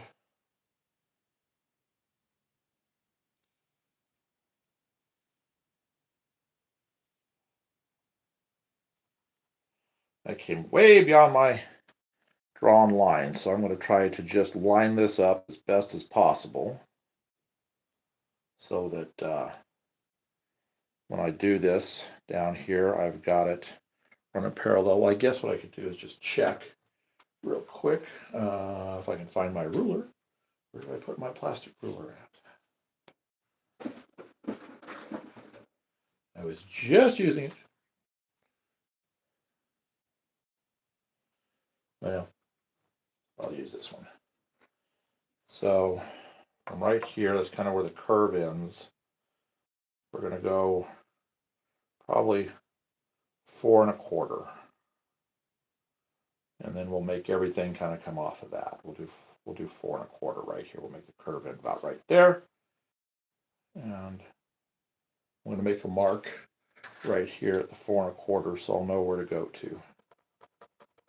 There. Okay. All right. So let's get that down in there. That's to there. Get my paper towel. Now I'll probably find my ruler now that I've got it done. Still don't see it. Okay. Pick this up. Now when you go to put this down the next time, when we actually put it in place to glue it, you kind of have to be really on it. Have it right and have it ready to go right because it sticks and it's solid almost immediately. All right, so we've got that. So I think what I'm going to do is I'm letting that tack for a minute. I'm going to see if I can find my ruler. Where am I not seeing it? I have it up on the track, and I have it up on the track. I don't have it over here. Oh, there it is. Way back behind the chair. Okay, so we were saying 4 1/4 on this. Yep. All right, so we're gonna come to get a little further down the line here, so I know, and then I'll do the 1 1/2 and 3 1/2 off of that. So I'm gonna just draw this right here real quick. Okay. Now that'll give my line. So if it gets a little, this kind of comes over it, it won't. I've still got the line beyond it now. All right. We should be pretty close to this one, our first one being tacked up. We'll give it like another minute here, and then we'll start them. It says Wellsboro, Pennsylvania was for me because my grandma and grandpa have a lot of Pennsylvania. Wellsboro specifically, there's a diner there that I like, Wellsboro Diner. Ah, well, you just want to. Somebody was talking about where he's thinking about doing his thing, his personal line, and like I said, it's best to pick places you're familiar with and you know and you love. All right, I'm going to push this back a little bit here. I'm going to push this one back a little bit. We're going to grab this one. I should be pretty close because you don't want this to dry out completely. You don't want it to. That's the thing is you kind of have to work. You just kind of have to keep track of what you're seeing and how it looks. If it still looks wet or not. All right. So the hard part here is just getting it to line up on this edge. Because like I said, once it goes down, that's it.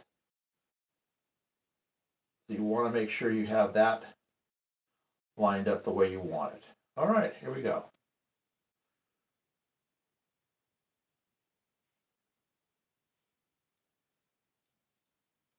Yeah, it's really tacked up pretty good. So we should be just fine.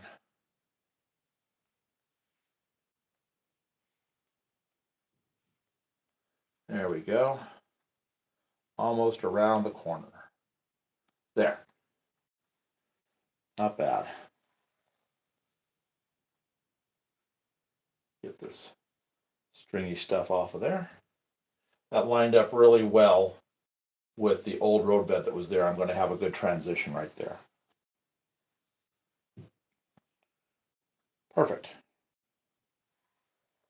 And it hasn't even come out of the curve yet. The curve end is right here, so that shows the difference in the radiuses and the height of the curves. So that's a nice gradual curve right there. Little tight right here, but I think I'm going to be okay. I don't think it's any different than just about anything I've done so far. Worst case scenario is when I put the track down, I'll just have to maybe flatten this area just a little bit right here. But I don't think so. I think I'm going to be okay. And we are talking about in scale and tiny track. And let's just, while I'm waiting for that stuff to tack, let's just take a look.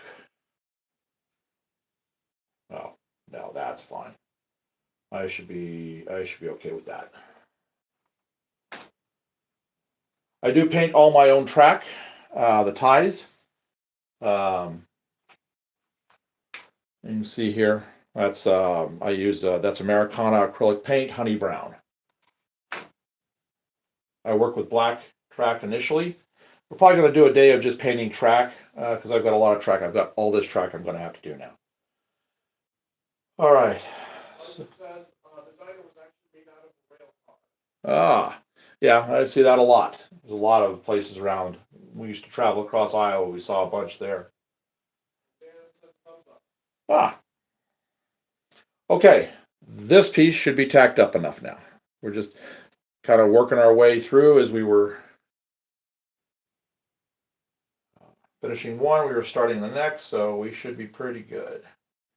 So I got to get that lined up right off the bat, like I said before. There we go. Get that. And then we'll just start doing a nice gradual curve with it.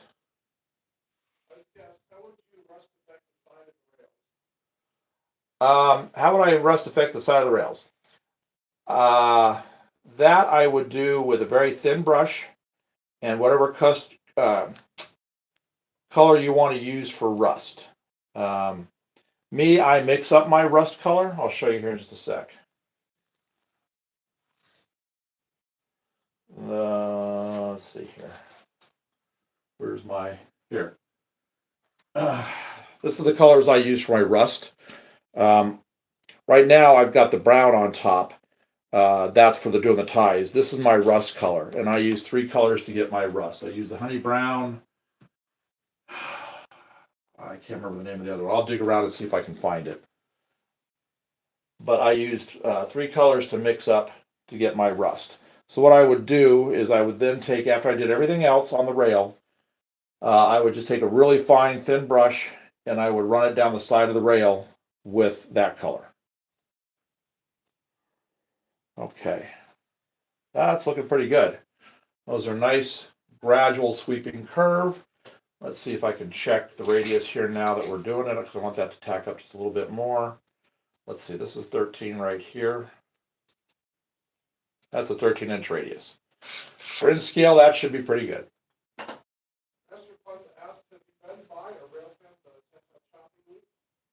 Oh, the Tehachapi? Yes. My son doesn't know how to pronounce Tehachapi, but that's okay. You probably didn't hear how bad he butchered that name. Yes, when I was younger and lived in the Southwest, we've been to Tehachapi a number of times when we would head out that way. Okay, so this is the final piece here, and then we have to do the other half of the track. So I'm going to try to get this right up on it.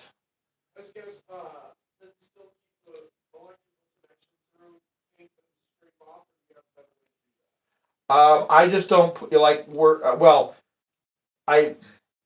all you have to do is not paint the top of the track, basically, is what it boils down to for your electrical connection. And on the inside of the track, just a little bit on that ridge. You just want to keep those areas fairly clear. Otherwise, you should be all right. when I was working on some HO stuff, I was using the track from my dad. He actually painted all of his, and unfortunately, he got paint on the rail down um, where the rail joiners are. So just be aware that when you have your rail joiners, you want to make sure where those contact, you don't have any paint there. That's to bare metal. All right, I think that looks pretty good. Again, I've got a real kind of a snug curve right here, but I think I'm going to be all right. If need be, like I said, I can trim some and I can flatten it. We'll deal with that later. I know this outside one's going to be perfect. This one's going to be pretty good. This one may be the issue. So we'll see. All right, so now we got to do the same process all over again. Now we're using the other half of the track. Oh, doggone it. I forgot to leave my glue upside down, so it was down in the neck. We'll get it here. This is moving along pretty fast. Now, like I said, I'm not sure if I'm ever going to take this piece out. I have built it to take this piece out if I need to. I've just got joist hangers underneath, and it's just sitting. The only thing that's holding this to this is one screw on a bracket right here. Otherwise, it's all just wedge fit. So if I need to, I could always come in and cut right here, snip the rail, and I can take the whole thing right out if I need to. But I'm pretty sure after I get into place, because this jump area here is going to have so much going on with it that I think I'd actually be afraid to actually take it apart once I have it in, because we're going to have foam on the backside here with an incline so we can get the track up. I can have a switch off these main lines to where I can get the track up onto this level right here, and then from here, probably back about right here, we'll also have a second incline starting that will get us up to the elevated track that we have in the city. So I'm pretty much the opinion that it would be more work taking this thing out than it is just leaving it in place in the duck under. As you can see, it's fairly tall. It's up well over 4 foot in height. So it's not like it's that big a deal for a duck under. Okay.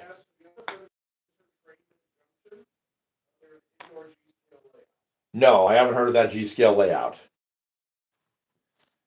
All right.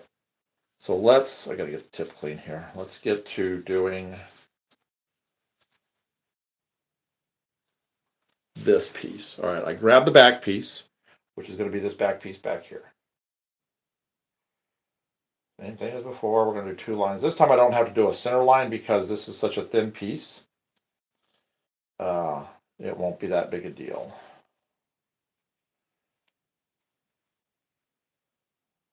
I am getting some stringy stuff though, so I'm going to get that cleaned off right there.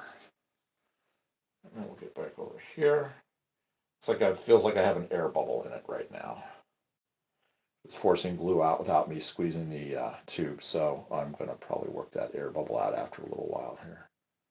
Not right now, because it's helping me flow the glue, so I'm just going to cap that real quick. All right. So now we're going to do the back side here.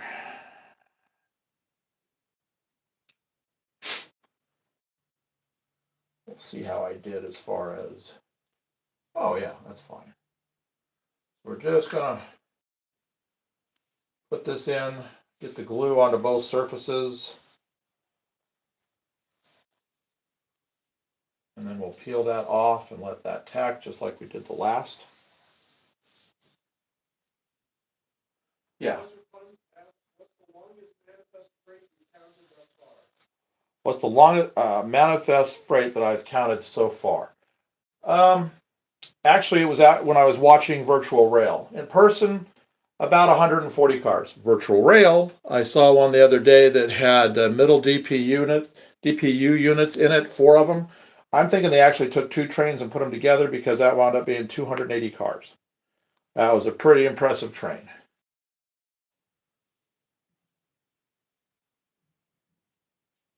Okay. So now, I'm stuck to the paper towel. Hang on a second. All that little stuff. There we go. I'm going to put this to the back, knowing that that's the back piece. So yeah, it was like 280, 290, something like that. I don't remember exactly, but it was a long train. Okay, let's see here. Use the rest of this air bubble that's coming out to finish this one. Oh, yeah, there we go.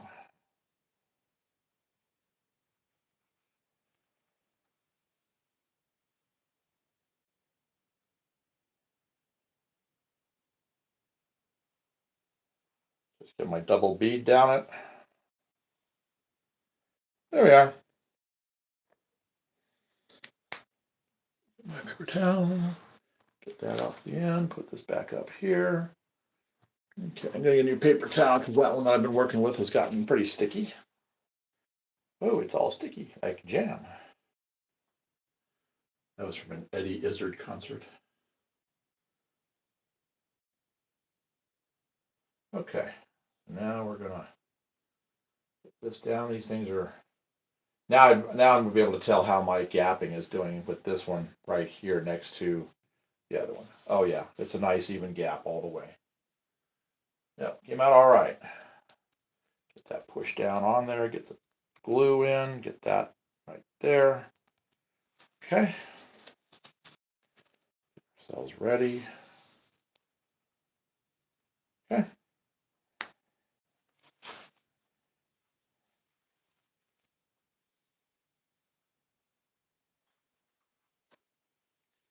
It's on the edge of the benchwork, so that's fine. Number 2. So just got to get number 3 here, and then I will transfer these measurements, the 1.5 and 1.5 out, get it done, and then we'll just keep coming around. I'll back the camera up, and we will just keep coming this way with it. And we'll try to get all of the roadbed in today. That would be really good if I could get all the roadbed in today. Because then I'll take tomorrow morning, I may come on tomorrow, and it'll just be a track painting session. I've got to paint, let's see, 3, 6, a little over 9 pieces, and I've got them set aside down there. Like I've talked about before, but if you haven't been with us, I use used track. I buy used track at the train shows. I get my N-scale track for anywhere from 50 cents to $1 a section. Takes me about 2-3 minutes to sand the rail, the top of the rail, to make it nice and shiny and work perfect again. And then about 12 minutes to paint the ties. And I like my ties much better than the molded brown you get, because painting over the black gives you all these different color variations and it looks really good. So a little bit of time, not a whole lot of money. You can have whatever you want, and I've had no problems with my track after when I'm testing it with the engines or anything on them. All right, let's see. That's right up.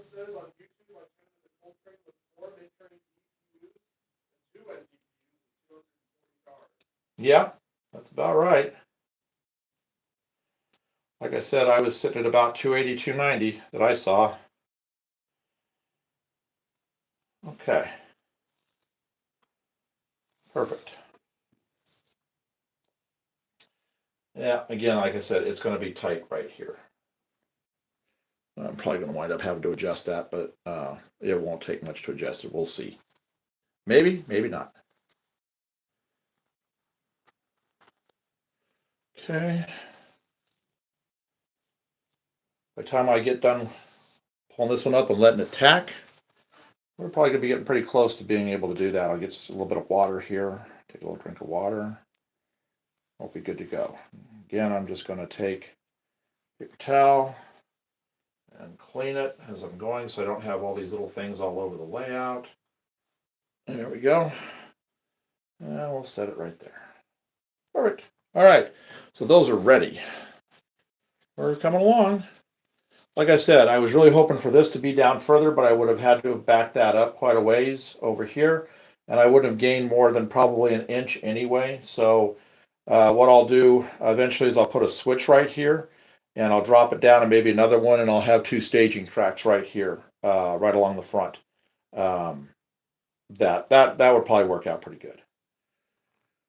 You know what I can do while I'm waiting for that to tack up is let me guess, I've misplaced it again. Oh, no, put it back where I had it before, where I didn't know. So I think what I'll do is I will come in here and I'll start doing my 1.5 marks. Like that. And I'll need to come back to here. I'll have to get this to come in a little bit more. And I'm not going to get too close to this because of all the glue, but then there's 1.5 and 1.5 and 1.5. So I'm going to take this, line it up right here. Pretty good with that. Why is that off so much? I'll put this right here like this. And I'll go off these 3 and line up with that. Okay. So I didn't curve that in enough right here, so I'm going to cut this off. When I never heard of them, I'll have to look them up. All right. And then we've got, so here's the thing that's great about this ruler. Here's your 1.5 line right here. So once I make my mark, see where I'm at, I just have to line this up and everything stays parallel. That works out really, really good. And I'm going to make sure we're still the 4.25 and 4.25. We're good. All right, so that gives me my track coming down this way. So that's pretty good. So before I put this piece down, I'm going to cut this back to right here.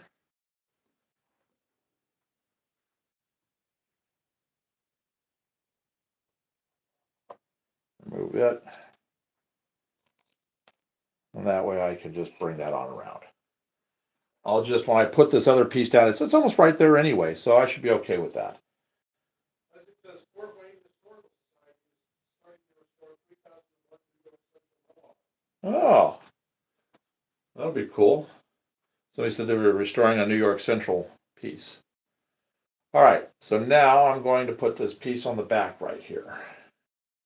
Should be tacked up pretty good, but not so much that it won't stick. Again, hardest part is going to be getting it back here in the corner and getting it flat. There we go. Okay. So, and then just bringing it around, making sure it's butted up really well to the front piece.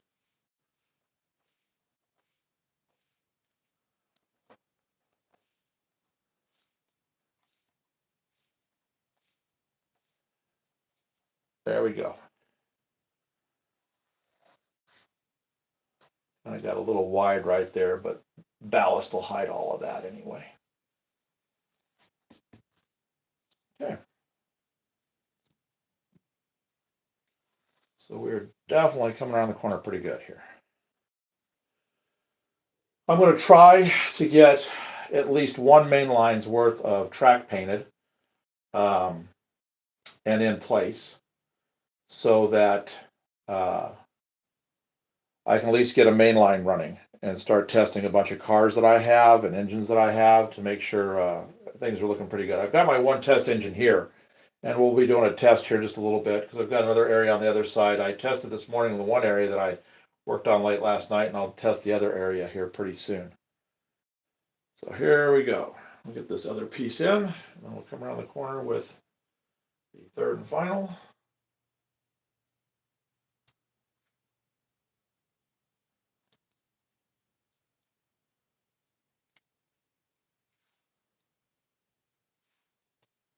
Now I won't have to cut these in half when I get to the straight part. You only have to cut these and do them in 2 pieces like this when you're working on a curve. But I won't have to do that over here from this point out. I might have to cut about 3 inches of the end of the one I do here just so I can make sure to come around the curve right there. Okay, so we're getting there. Like I said, I'm just going to cut this flush and then tack the piece on from there. So it's going to go pretty quick now, bringing the roadbed this way. I'll be able to do 2 sections really fast once I get my lines drawn on and go that way. So this will move pretty quick here in a sec. Just waiting for that one to tack up right there. While I was doing that, I'm gonna get a drink of water. So that, yeah, I'm looking at it back. I'm looking at the curve from back here, and I think it's pretty good. I don't think I'm gonna have too much of an issue.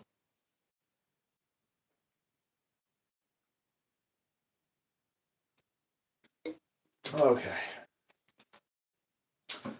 That's better. All right. So then I'll just move the camera that way, and then we'll just start working that way. Because this is doing all right. Somebody had posted earlier about this gap I have right here. If it's going to be an issue, it's not. The track will be fine. And when I put the sand and stuff I use for my landscaping, it'll fill that hole up. All right, let's get this last one down.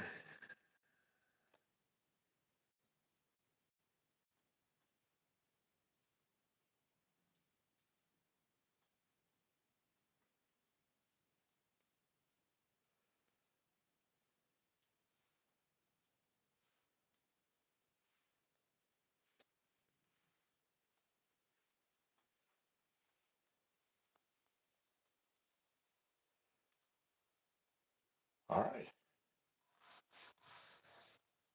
That's nice and solid. So I will cut this one back here so it's flush. I'll cut this one so it's flush right here. And then this one I'll cut this, I may, now I'll just cut it flush and then just bend them both to match, to line up. All right, so let's move down. Get my box of the next 3 pieces. This thing of what I use for my road bed, $10. And this was 36 pieces. So, I don't know, what was that? 30 cents a piece, 33 cents a piece for road bed. That's pretty good. And it paints well. It takes the ballast and the glue really well. All right, let me cut this flush. That was not flush. That is more flush. We'll peel that up. Boy, that is really good. And it's not wanting to come up at all. I'll probably have to use the scraper to get that. That's fine. That's what you want. Where'd my scraper go? Right over here too. I'll dig that out. Dig that out in a sec. I'll just keep cutting these.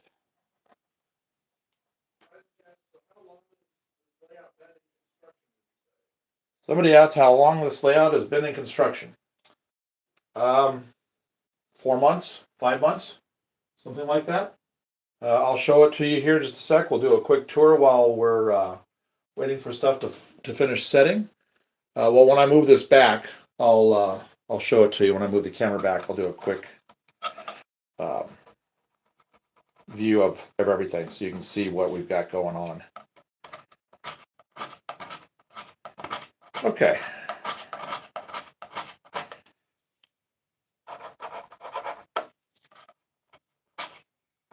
There we go. All right. I'm going to cut that outside one too because I want it to be flush too. I don't want to try to figure out the longer length. Okay. All right, so when I back this up, I'll show you real quick. Let me get my stuff out of the way here. All right, so we'll just kind of tour from this end into it. So here's the rock wall we worked on, and it's all carved foam. comes in. This is going to be industry and stuff back here, beginning of some mountains, a lot of industry back here in the corner. Then we're going to come around here. This is the bridge we've been working on right here. We worked on that yesterday. So that is, we'll be finishing this up the next day or two and getting it kind of more permanently in place. Industry will be changing into suburbs, bigger apartments, really big apartments, more townhouses, tall townhouses, big cities, big city, and stuff like this. This is our huge tower that we've got so far. This is one of 18 skyscrapers we're building. We got a big station right here that we're working on. That's a monster that's going to go right here. This is all going to be over the tracks using custom-made foundation like that out of I-beams. So we span over the top of all of it. Then the rest of the big city is going to be in here. This is where the rest of all these skyscrapers will go. We have an elevated track right here. It'll be 2 tracks here pretty soon. And that will be going all the way through the city and into the mountains and be coming across, be curving it right here and be coming across a little high, since this is kind of where our transition stuff is, it'll be coming across here at the higher area, but we'll also have a drop down to it from these tracks. So that's what we're doing. All right, so put that right there. I'm going to get a new paper towel since that one's all mucked up.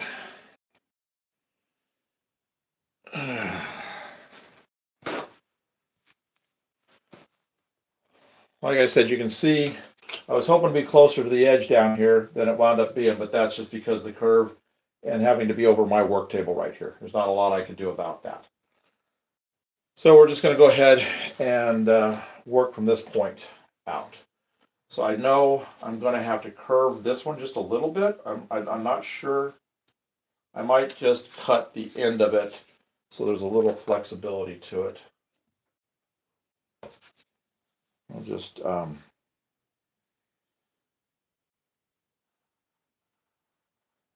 do that just so I can curve those a little more right here. I'll go just a little bit more.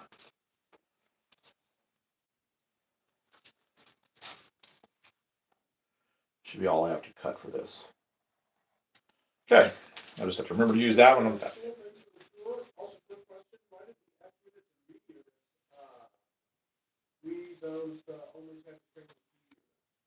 What was the only type of training with B units? What was that? Why did the F units have B units? Well, it was cheaper to build B units. It is cheaper to build B units because you don't have to have all the cab interiors. So if you knew you were always going to have an A and a B, if you needed, you're always going to have a set. That's why they did a B unit. Is cheaper to build. You still had all the same power, everything. Works as a DPU. So that's how that works. So that, and they still use B units today. You can see lots of B units running around.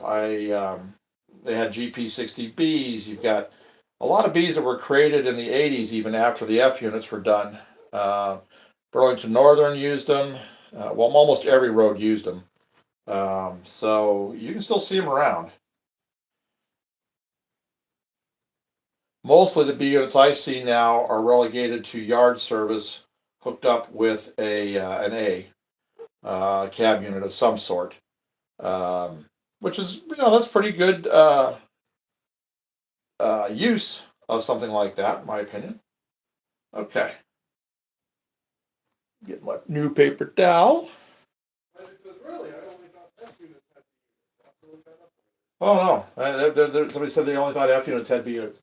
No, look, type in GP60B. That'll be your easiest way to find it. But a lot of 6-axle trucks, they made B units out of those. Yeah. I saw some working on the Norfolk Southern the other day on virtual rail. Okay, so we're gonna come here and doggone it, I got ahead of myself, didn't I? Well, I'll eye it and then I'll draw my line. That was really stupid. Got into chatting and I just was not paying attention. So I'll get my ruler real quick. What is this line right here? How far out is this? On the edge. Oh, that's not bad. So that's just 1, 2, 3, 4, 5, 6, 7 1/4. All right, so we just want to make this 7 1/4 right there. That should be it. Yep. I'll make sure this is.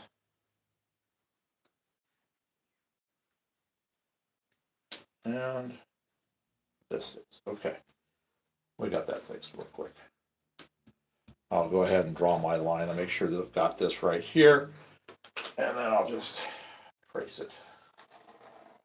So I'll know where I'm going to be. Okay. Grab that real quick, no problem.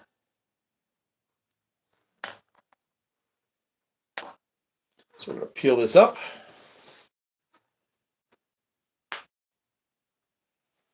Using the same thing again, even though there's nothing really here that the stringy stuff can hurt, it just saves making a mess on the layout.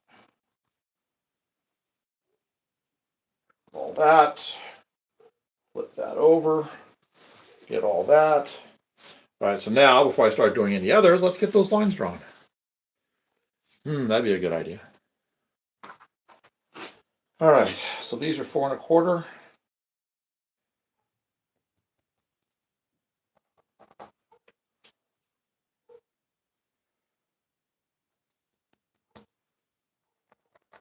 Sorry about the dog in the background. Our neighbors are out and about in the yard. They're usually really good. I don't really hear the dog very much, except when they come home at work at night and let them out. But it is holiday time. So. All right, let's get this line drawn in. There we go.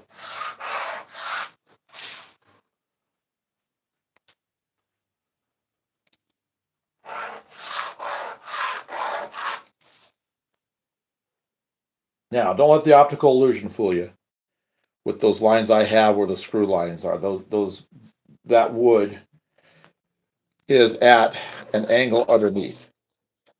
So you see how that's going off that way. That's because that wood goes that way underneath, because I could get out there to the end and do more support. So yeah, just don't let that fool you.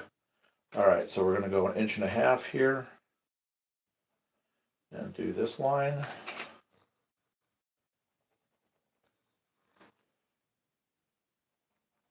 As it says, they look interesting more of these than the B units or the F units. I'm so used to the ones that have Yeah, the GP60Bs are a cool looking unit. Here, I'll show you what I've done. Well, this hand's pretty clean. Here's a custom I did. This is a -9B unit. I've got a GP60B modified nose on a C44-9 shell that it was a black shell unpainted that I painted silver and red, did all the decal work, and got it all ready to go. All I got left to do is this, put a power chassis under it, and do handrails and all the details.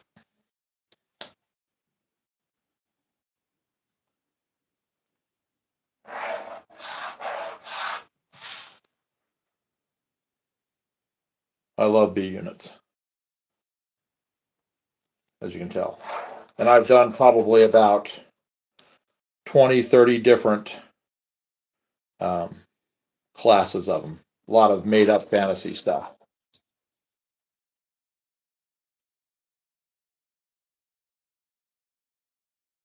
Yep, that's good. I'm just going to come down here. I'm going to continue this line down here.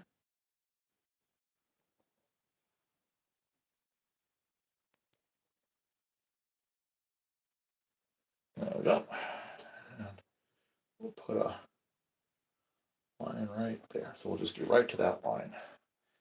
I'm having a hard time seeing it because of my crossover line from my beam below. Whoops, sorry about that. I mean to bump the camera there, but I'm right up against it right now. Okay, so that's got that. So I'm still gonna let that tack a little bit more. So while it's tacking, I will go ahead and do this middle one. Get it gluing up. When I get done gluing this one, I will be ready to put the other one down. The first one.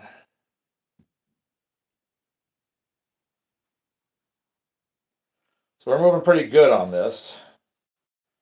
Like I said, I'm going to try to get it where we're running by just a little after Christmas. I'll have at least one, if not all three loops done at that point. And then we're going to get big time into the building on the buildings. We get this station done. Well, the station is going to be pretty much wrapped up today. Today or tomorrow as far as the 3D print build goes. Once that's done, we will really start getting into the skyscrapers. Getting the next batch of them going. Like I said, we've got 15 to do, so.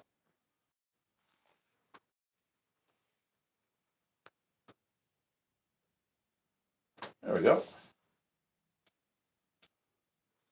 That lined in there pretty good.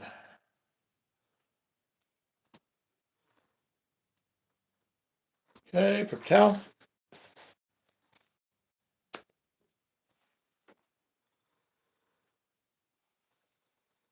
There we go. I'm gonna put this one back here, out of the way. So that front one, farthest one, should be ready to go. It'll be the front one when people come to view, because we will open this up for viewing later. So this will be the people come to watch. They can be here. We're going to put a cab control right here for the DCC, so they can run trains if they want to. Okay.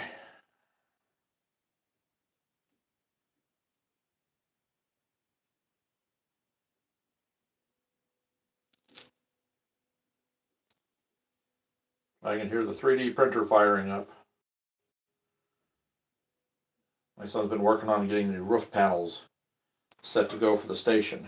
We're just gonna have to print the roof all as one section. The entire roof? It's easy to do. It only adds some very minimal supports, printing from the ground up.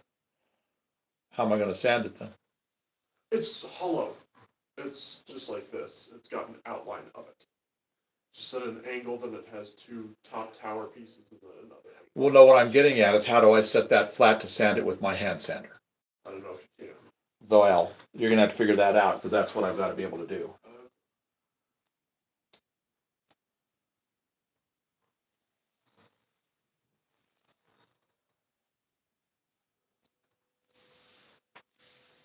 Okay, so there's that one.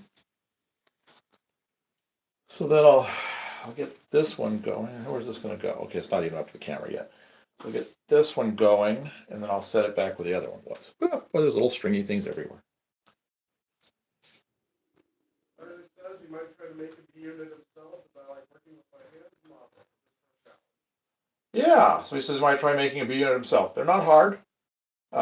Just find a B nose, or if you've got an old shell that you can cut the back off of an old shell, like an old GP unit or something, do some modifications. If you can't find a GP60B front end, I've done that before. I've cut like the big radiators off or off the back, and then just modified it a little bit so it gives you the size you need along with the style. So you can just do that as well.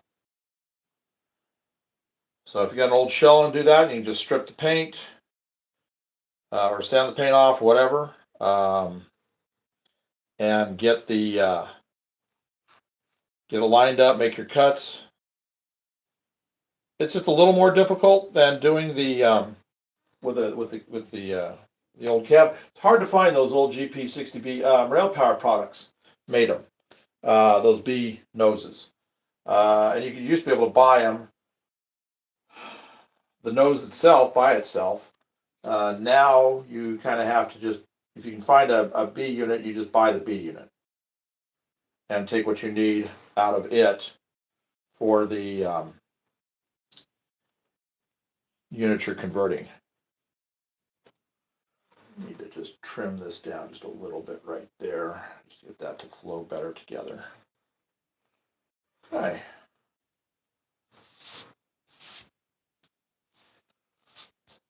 Need to add a little bit to my lines right there. When we back this up, we'll be able just to come on down around it. All right.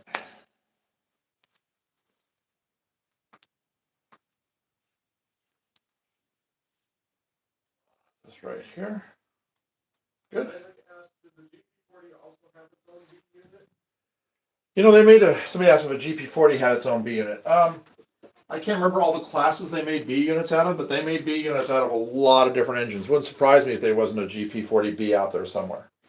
I would just Google whatever class you're looking for with a B on the end and look for images. And you should be able to find what you're looking for. All right, I'm going to set this back over here.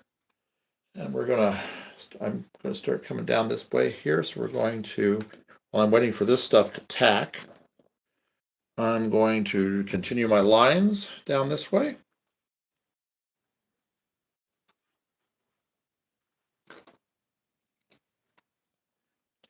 We're doing 4 1/4. 1, 2, 3, 4. And we're going to come to probably like about right here. I think maybe even just like right there. That might be as far as I'm going to be able to go before I start working on the curve. All right, so let's do that. The main one here, and then we'll do our 1.5 inches and 1.5 inches. So let's just do 1.5 inches. We'll just do 3 inches. All right, I'll just get this lined up. Get it lined up with my line right here. There we go. I'm going to do the same thing here. Get that line. Okay. So then come on down. I think that'll be perfect right here with the curve going out. All right. So I'm going to cut that curve back a little bit. I'm going to give it a little, I'm going to cut these pieces back, make them even back over here. All right, so this guy should be ready.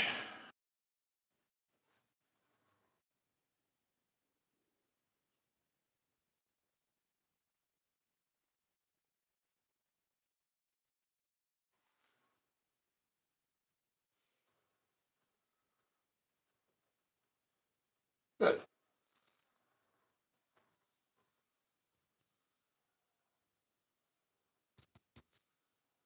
Perfect. All right, so let me grab another one, and we'll just kind of see how far we're going to be able to come down this way. So what do we got here? Oh, that'll be all right. What do you think here? So this is about right here back from this, so I want to be about, that's about right. So I'll just make sure I kind of, well, I'll cut them to here. Cut them to here. Yeah, because I'm going to have to cut those back. I'm waiting for that to tack up. I might just as well go ahead and trim this rail all back. How far did I go back? About right here. Okay. We'll do about the same thing. We'll do it. We'll do it about right here. So all of these are the same in length. And we'll do it about right here. Just cutting some track.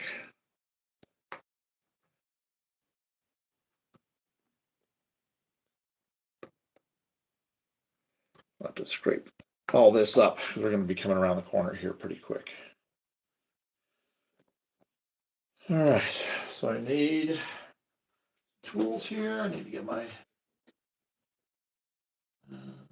why aren't they in there? Where are they?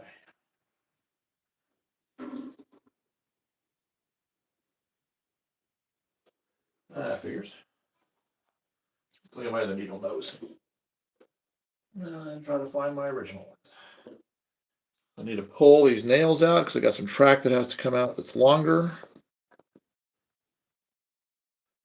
I gotta get a hold. Well, that's why I like that other set of pliers. which I can't find.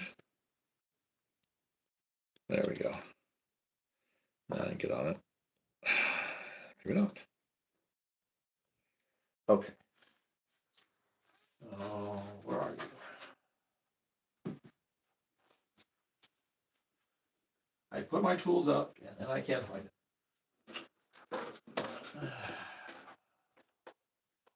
I'll just use it. More than one way to get a nail out of the track. So there's that. And there's that. Okay. So we're good to come around the corner now. All right. Let's see. We're on to the last one here. This should be pretty close to almost ready to be tacked up. You know, we can probably just go ahead and I can glue this one. By the time I glue this one, I'll be ready to put the other one down. And then I'm going to try to find my pliers. I'm sorry about that rope. I just have to have it flat, Gabe. Yeah, no, I'm surprisingly when I like split the parts, split it all into balls. And so it made it try. I'll be able to do that. Yeah, it's pretty completely flat now. Oh, perfect, perfect. At least this middle section. Good, good. Not sure about the sides because of those turrets, but Okay. Well, thank you for getting at least that part anyway. yeah. We want to get it as I want to be able to get this sanded as much as possible to make it look right. Yeah. Okay. Isaac asks, what's the weirdest train model or reel you've ever seen? Weirdest train model? Model or otherwise? A guy had taken two DD-40s and turned it into an articulated unit where it was all one engine. That was pretty wild. So I'd say probably that.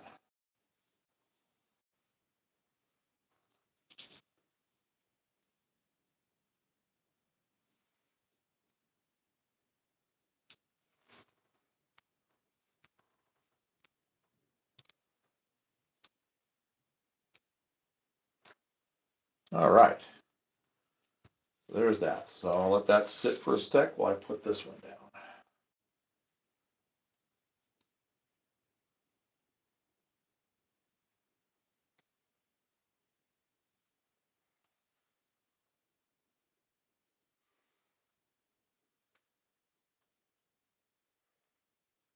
Okay. All right, so right there, there's a little issue right here, so I'm just gonna, there we go. Road bed will hide the rest of that, but I just want to get that little bit of an out jut taken care of. The same will happen with this. Get rid of that. There we go. All right. So get my paper towel and there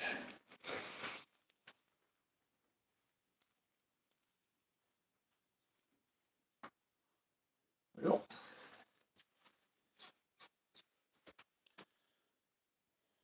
I'm gonna have to find those needle nose here today. I'm not sure where I put those at. They're gonna be buried up here on all these tools, and I've been trying to keep everything organized, but it just doesn't happen all the time. Okay, let's see here. Another piece of track or a piece of road bed. Grab another one right here.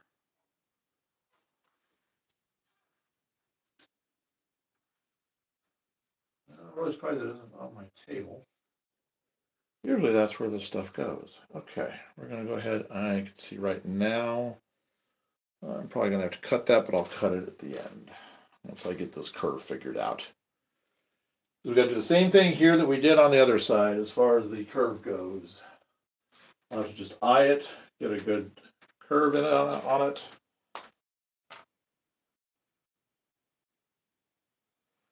Looks like I'm probably not going to, well, I'll speak too soon. It looks like I'm going to have enough out of just this one bottle to do this entire bridge area for the road bed.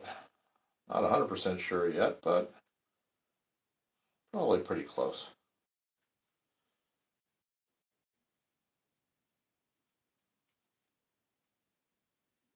There we are. And back here, get those little sticky tendrils off. Put it upside down again. Keep that right there. All right, so we're just going to come on down here. You know, you're thinking about it. Since I am probably going to keep this here permanently, this would make a good spot for an ADM elevator. I put a siding in. Right here, or right there. No, it can't be here because I've got to have that for the upper part. I'm going to be doing the raised area right here. So I can put an ADM right here. That might be nice because I love ACF hovers. So that would be a good spot for it. Let's see. Paper towel.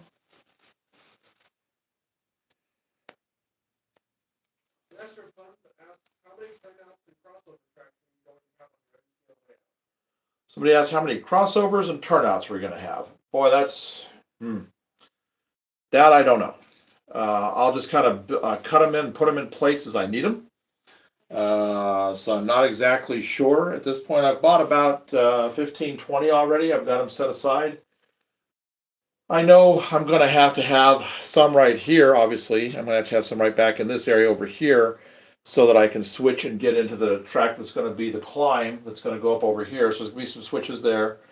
I know I was thinking about having staging here, but if I do, I could have a staging track and an ADM right here, so there'd be a couple switches there. Up on top, back in this area, each one of these modules that we're going to build back here that we can take in and out will probably have, each module will probably have 2 or 3 for the sidings. And then to get back up into this area over here, probably 2 or 3. So I would say maybe about 20, 15 to 20 will probably handle this layout. Josh Gannon says hello. Hello, glad you joined us. We're just getting some track work done. This is the final part right here to start getting the loops done and start doing to where I get to the other levels with my climbs and with my inclines and stuff.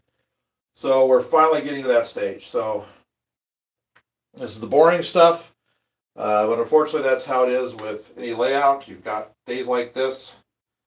As soon as and Gabe's in the other room printing, so we will be working on the station next, the huge station. That will be showing the full build on that, along with all the other skyscrapers that we have going. I'll do another, before I get to the point of working on this last curve over here, I will do another quick tour of the layout so you guys can see everything.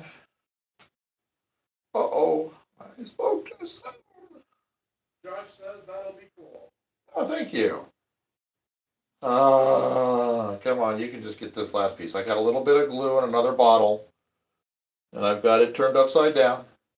I should have enough glue to do what I gotta do. This bottle is almost empty. This bottle is empty. All right, so let's go back to the original bottle. I've got, oh boy, I hope I've got enough.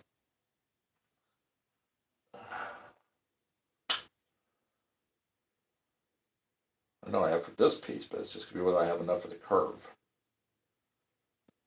All right, I'll put that back in. Ah, boy, I probably do have enough for the curve. All right.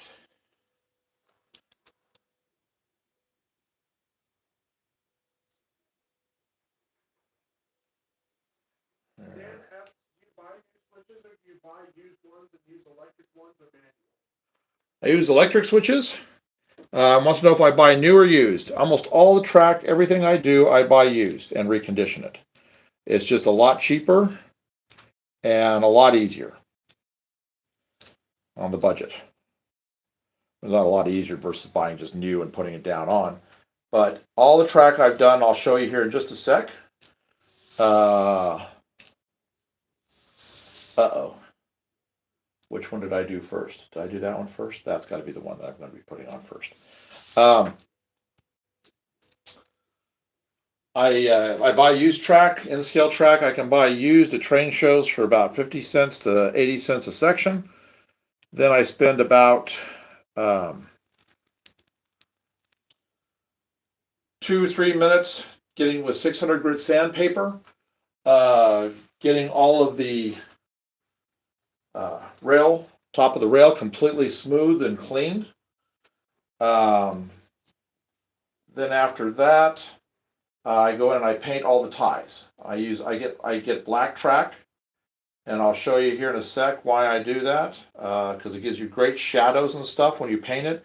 Each track section takes me about 10 to 12 minutes to paint, and you get fantastic effects with it. As soon as we get these other 3 pieces down right here before we start working on the curve, I will show you, I'll give you a quick tour of the layout. Justin, blue bottles are hard to open sometimes. Yeah, they are. Blue bottle. This glue's got that little ridge on the inside that snaps, keep it airtight. So yeah.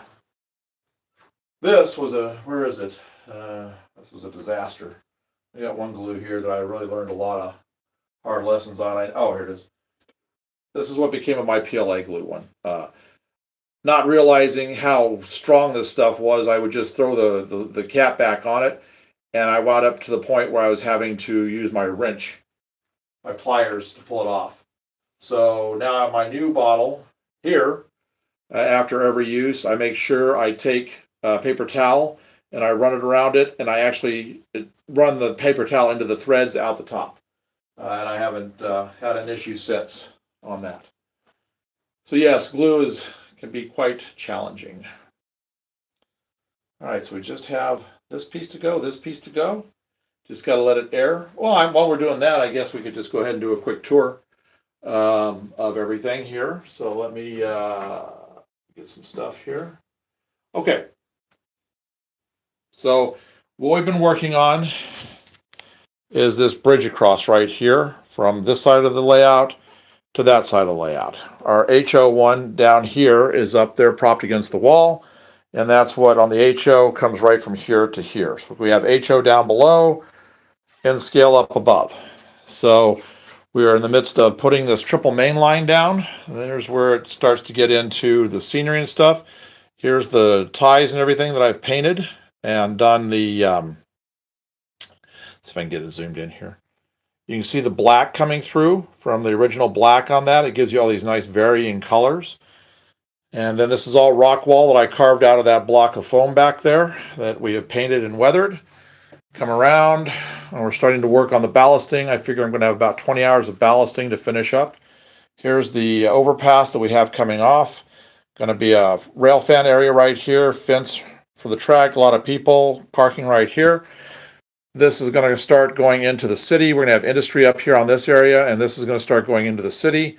We have a bunch of the, it's going to be like suburbs here going into taller buildings, which will be your townhouses, small apartments that then get into the larger ones, and you'll get into the big tall towers like this right here.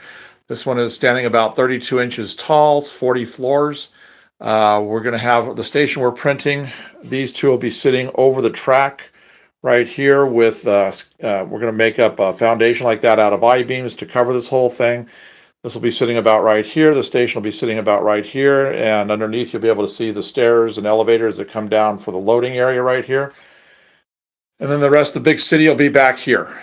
So that's, we'll be filling in this all with skyscrapers like this. As soon as we get the station done later this week, we'll be starting to do the print on the second big tower. It's actually taller than this one. So somebody asked, which type of track do you use? I use Atlas Flex Track. So then we have our elevated track right here. This is going to be a double main line up on top. And then we're back around to the corner right here, which is where we've been working with this. And all 3 of these main lines will be able to switch into one, which will be able to climb up this area to get to the pink level. Up here, we'll have some switching back in here for some just point-to-point switching. And then we'll also have it where it'll climb up and get to the elevated track height, which will be in the mountains over here. Somebody asked how I'm going to go. This is about 4 foot off right here, 4 foot tall. Just got a duck under. Not that big a deal. If I won't, when I put the HO one in, it'll only be in when I'm ready to run HO. So I'll just have this pass through right here. Then when I feel like running, I'll just put that in here and I'll just be on the inside doing it. And when I'm done, I'll just pop it out and I'm finished. So that's how I'm going to handle that. All right, so I'm going to put this back and we're going to finish up this stuff. And then we're going to draw that curve in, do some cleanup, and finish up the roadbed. Can't believe I'm saying that for this lower level. I didn't think that was going to come for a long time. All right, so again, it's cured. It's air curing for the glue. So we are just going to do that.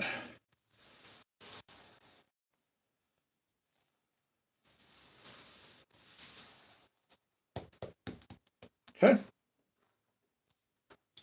So I went a little longer on that. I'm sure this is probably ready to go at this point. So we will just put this here and then I'll start drawing the curves in. And we'll cut that back where I nip the rail. And I'm for sure we'll be cutting some of this off, but I just thought I'd go ahead and get it down and that way I can make everything even. The curve's probably going to come to about here. So I just need to cut this back a little way so I can have more of a flat curve to it. So what I'm going to do is I'm going to set this up. We're going to put this right here and we're going to take this and we're going to angle it down right here for the curve work. Let me come around and I'll make sure that that's pretty good. Get the vacuum cleaner out of the way. I'm not going to put it up because I'm going to have it here fairly shortly when I start working on the cutting that out. So let's see what we got here. Here we go. Let's see if I can get this back a little further so you can see the whole curve area. There. That's pretty good. Well, maybe it'd be better over here. Might be better over here. Let's take a look.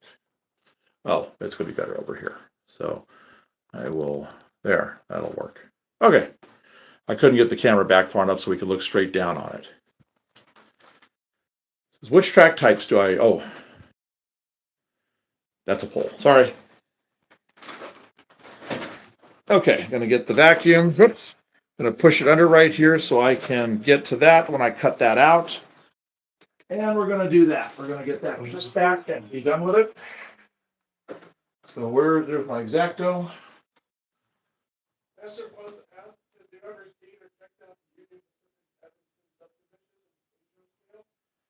Somebody asked if I'd seen the Evanston UP subdivision nature scale. No, I have not seen that yet.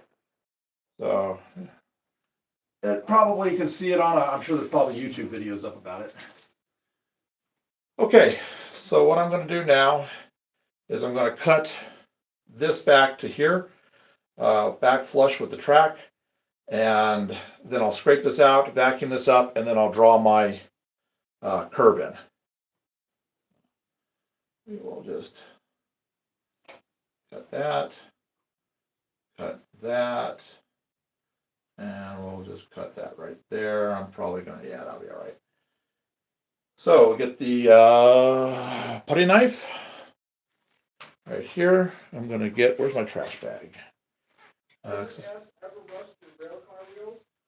Yes, I do rust my rail car wheels. Here, I'll show you. Somebody asked why I did that.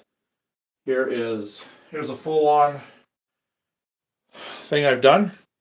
I weathered the car to start off with. That's hand-painted graffiti, and then there's my rusted wheels and the work on the side frames.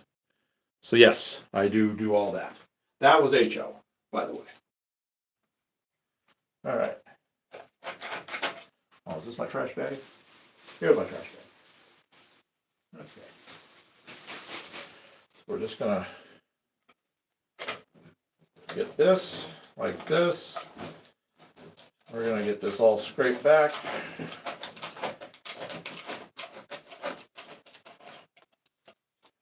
That. And like this, and then we'll scrape everything up and put it in the trash bag, and then I'll just do a quick vacuum, and we'll be ready here. Trying not to scrape too hard and go back and hit my wall back there, my painted wall. There we go. All right, so we're just gonna throw all of this away. You can see that stuff sticks pretty good, that foam um, road bed.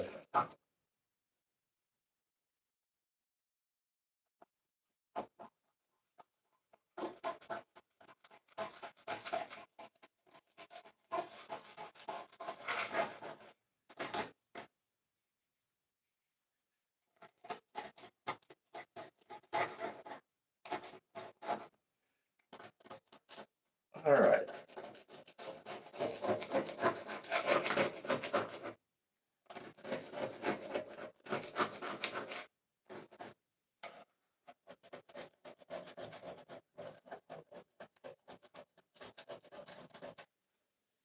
Get a little bit of this back here so that the road bed won't be rising up on any of it. Okay, that should do it. Make sure this is all good. There, here, and here. Okay. So now we're gonna get this opened up.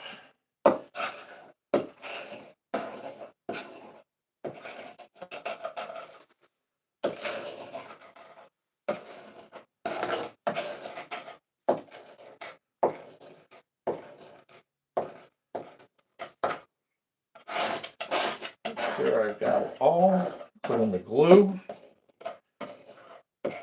Okay. Just vacuum that real quick and be ready to draw on the curve. So let's see what we have here. This should be the last time I have to use the vacuum for the day. So let's. Graffiti is fun to do. I hand paint all mine with just wet acrylic, really thin acrylic paint to ink, and a paintbrush.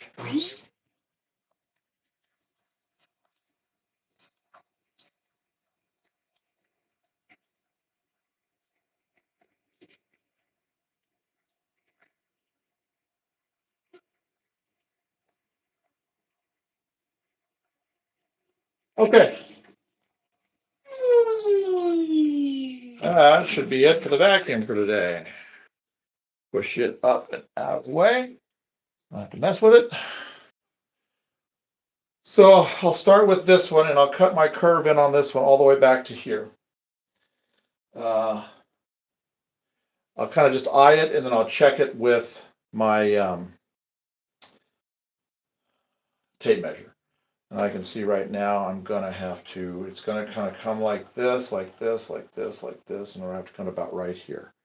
So I'm going to cut all of this back right here. Okay. I had a feeling I was going to have to, but just didn't know where it's going to be. So better to have it over than not. Okay.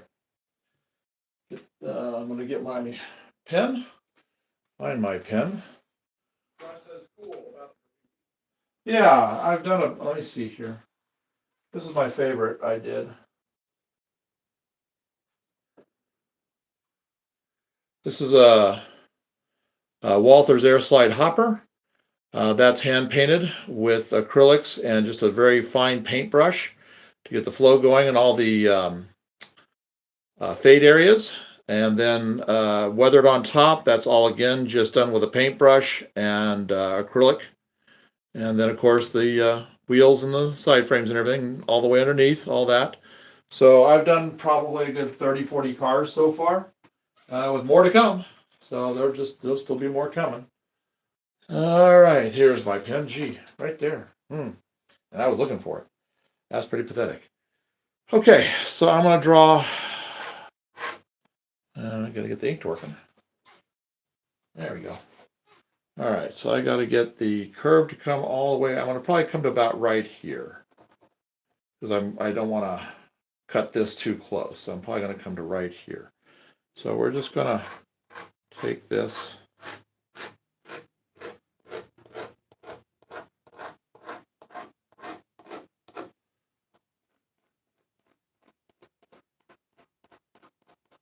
Okay. I'm pretty good with that. I'll check it with the tape measure.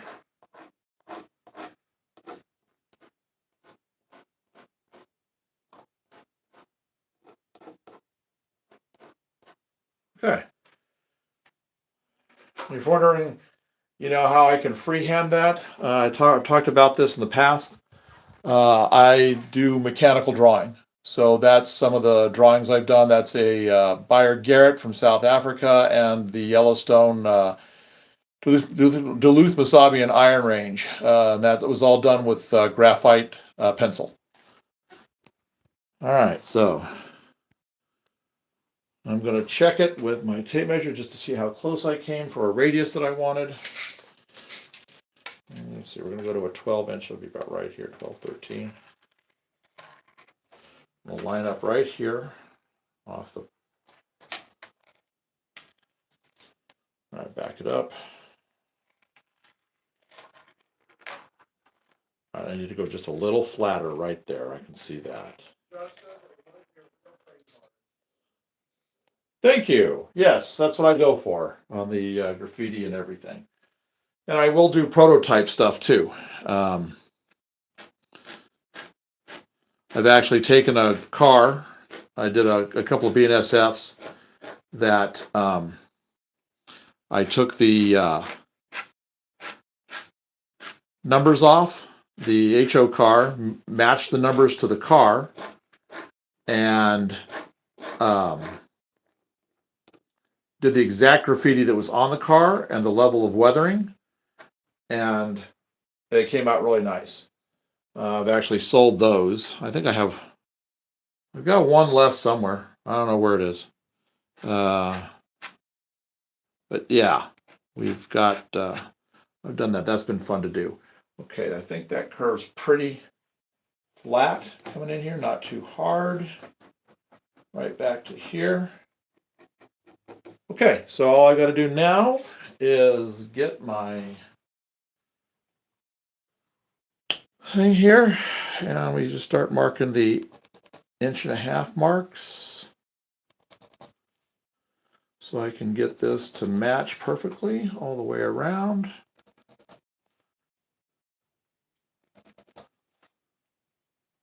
I'm making these marks fairly close so I can just connect the dots basically.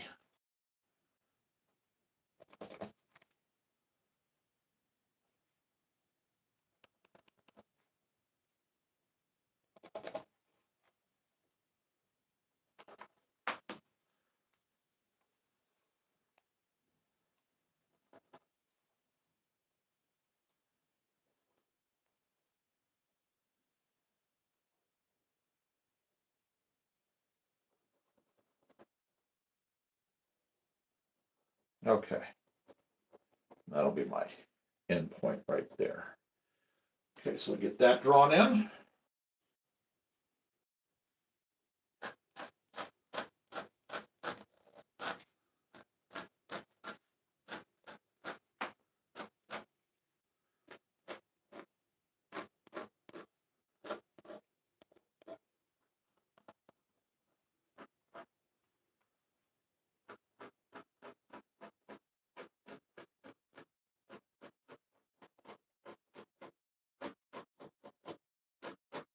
There we go. Okay, one more. What I'm probably going to do is I'm probably going to come from this side in case these pieces aren't long enough. I'm sure this back one's not going to be long enough. I would rather if I have to put a patch piece in, a small piece in, I'd rather it be out here on the flat versus here on the curve. So I'll just keep that kind of in mind as I'm doing this. I'll hold the road bed up and we'll see where it's going to come out at and what I have to do as far as a small extra piece goes.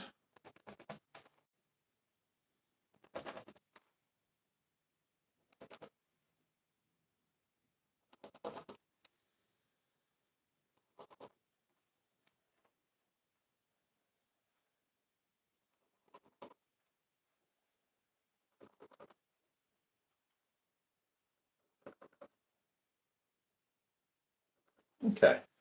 Pulls that in right there. So I cut back more than I really needed to. I probably could have cut it back to about, I only had to cut it back to about right here had I need, but that's all right. I'd rather have done more because I wouldn't have been able to have drawn the curve with that road bed in place anyway.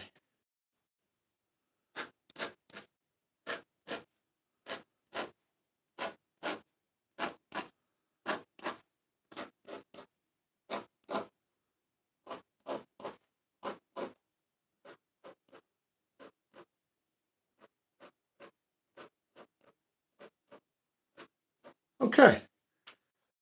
Take a look here. That's pretty good. I'm pretty satisfied with this. All right, so let's see. Let's get a piece and let's test it. I got this one I'm not going to use. Let's just see where this is going to go. How far I'm going to be able to get out there with that. Yeah, I'll put the piece down over there versus over here. Because otherwise I'm going to be, well,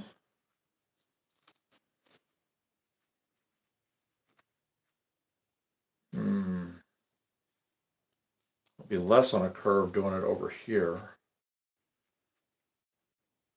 So we'll start over here and I'll make a little tiny piece right here. Okay. So what I got to do now is I've got to cut 3 of these. So I'm going to go back over here. You're not going to miss anything. I'm just setting up and I'm cutting the foam.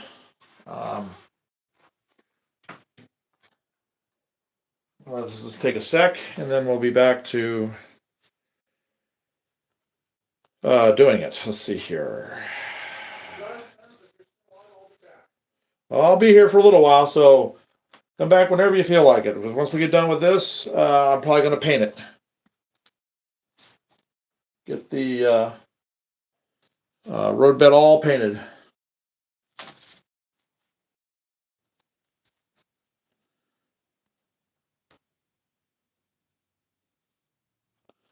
All right, get this first piece of track lined up. To cut. There's my, let's see here. Okay. There he is. Had to find my X-Acto blade. All right, so we're going to cut this. It's just the road bed. I'm just cutting that center line, so I've got the 2 sections of road bed versus 1. That's all I'm doing. You're not missing anything here while I'm doing this. We're going to put that. All right, so there's track 1.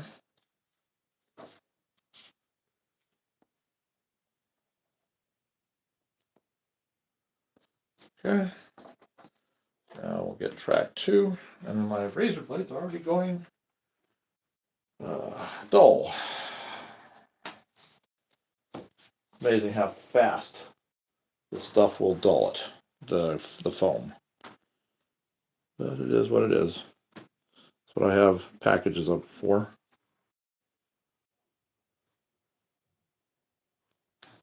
Okay. Try cutting just a little harder to get through the first time here versus having to come do 2 passes. Oops. Well, that slid on me. That's not what I wanted it to do. Guess it won't really matter. Don't definitely have to keep those together, as that's going to be a very custom good piece. Oh no, I'm not going to be able to do that. If it was on a straight, I could, but not on a curve.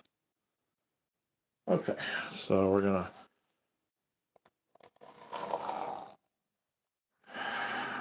come down here.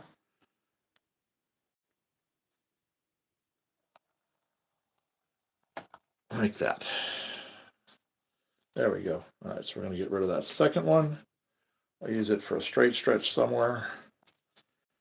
Get this piece. All right, got to do one more. And then we'll be back to gluing. Throw this stuff away.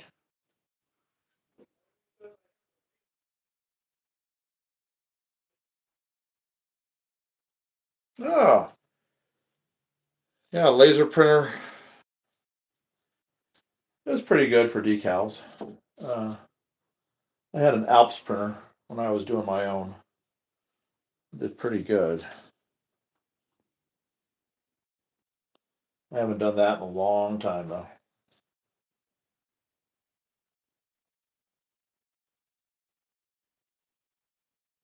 All right, this will be the last of these, and I'm going to have to cut. Nice. Nice.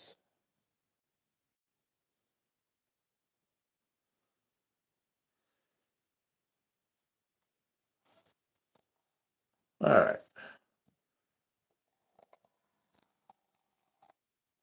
As it says, it uses the laser to engrave instead of printing. Yeah.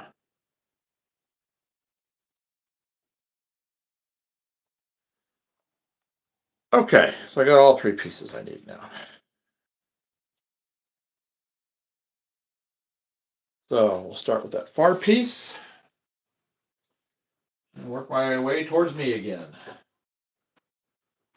Put this up here in case I need it. Put this over here. All right, I hope I got enough glue.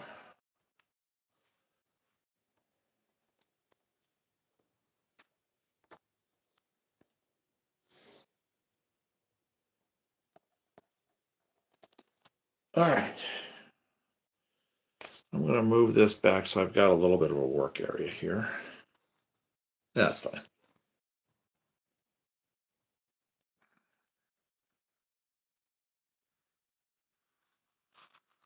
I know I'm going to be able to at least get one main line done. I'm going to really hope I can get two.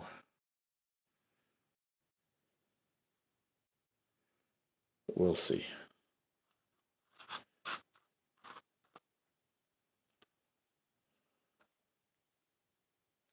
I got an air bubble, so that'll waste some stuff. Get that just a sec. All right, here we go. This way.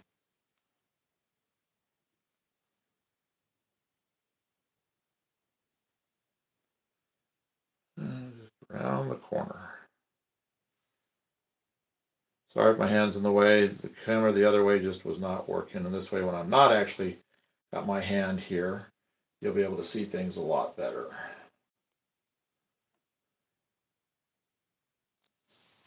As it says, not too sure in scale, but I recommend trying to make a wooden base crossing instead of asphalt. It's wood in between rails. It looks really nice, especially when you see it in the rust color. Ah. I use light rust and it looks like oak wood. Okay. Well, I have to give that a try. All right. So there's that. We're going to get this. And all right, I'll peel that off, get my paper towel. I'm just going to go with these three pieces and just hope I've got it. I got enough. If not, it'll be a trip to the hobby shop.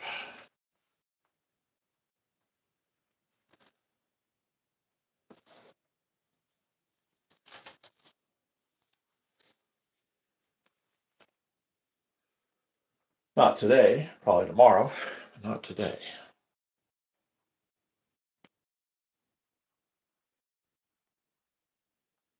Yeah, there was a good bubble in there.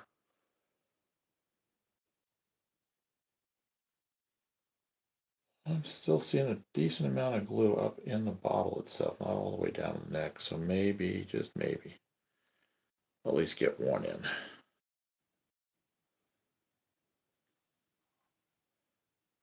No, you don't.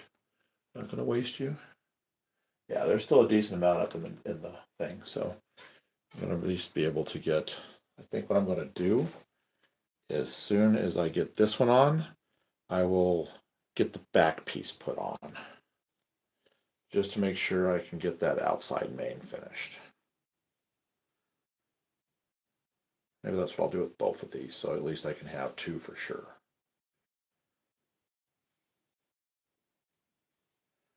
That way I can at least be running some multiple trains on different directions. I am going to have jump tracks for each of these jump pieces.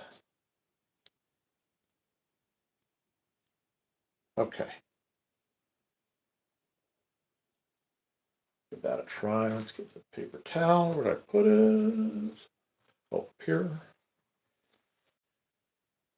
All right.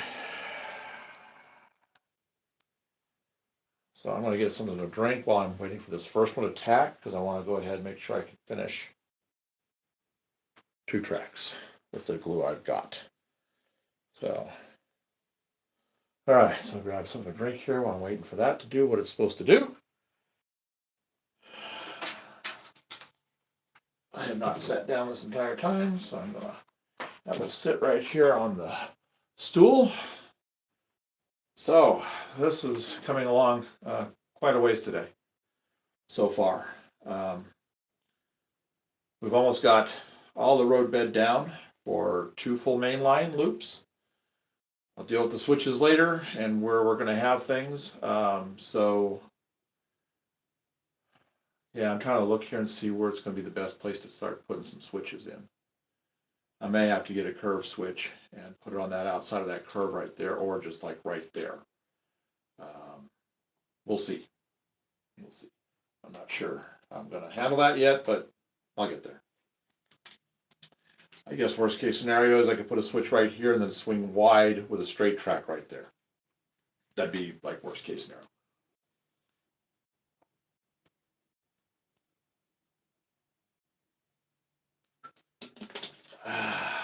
All right. And again, I think my curves are good enough. They're gradual enough for N scale. I mean, it'd probably be almost good enough for HO. Maybe not right in this area for HO, but close enough for most of it. So I think it'll be fine for N.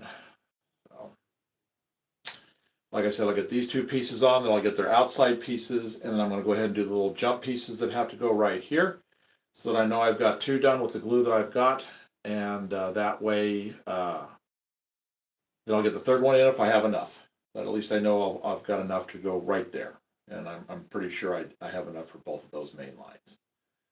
So we shall see what we shall see. I have some ties already cut back here. I'll probably I'll trim this smooth, and then we will. I'll do the same thing here. I'll have to cut some ties out on the ends so I can get the rail joiners in place. But I'll get to all that another day. Today I just want to finish this, and I think that's when I'll call it quits on that. But I've still got a ways to go on this yet today. So, all right, I think that one should be good. That far one.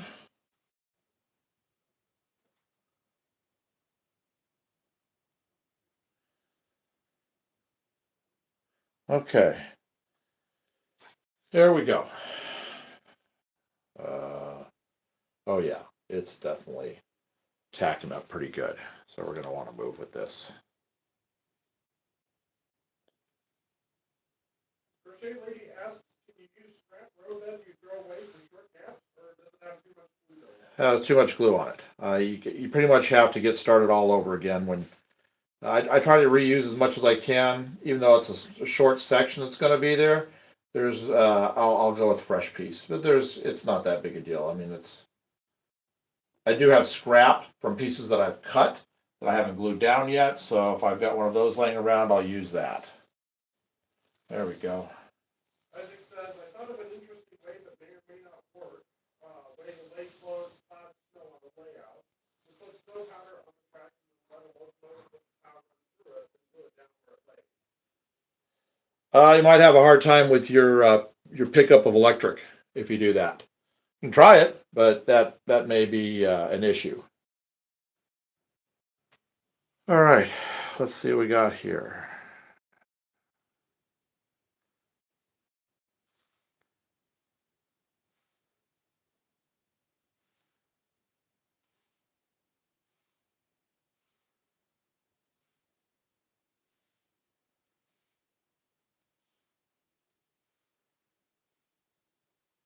Isaac says you can always use the alcohol to rub that glue away on the road bed. Yeah, you could. Or you could just do what everybody's doing these days, just use that AI and take a picture of your layout and then have the AI add the snow in for you some images, and you haven't messed your layout up. All right, let's get this guy right here. He's gonna go here. So I want to get that one done and that one done. I hope I got enough glue. This is something I wasn't even considering to have to be worrying about today was the glue. I was worried about running out of screws and everything else. I just thought I had a lot of this left. But obviously I don't.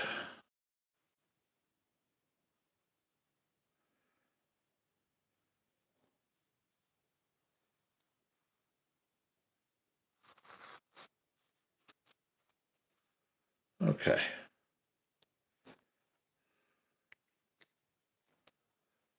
But it's still up in the bottle. It hasn't just gone to where it's just in the neck only, so I think we're all right. Okay.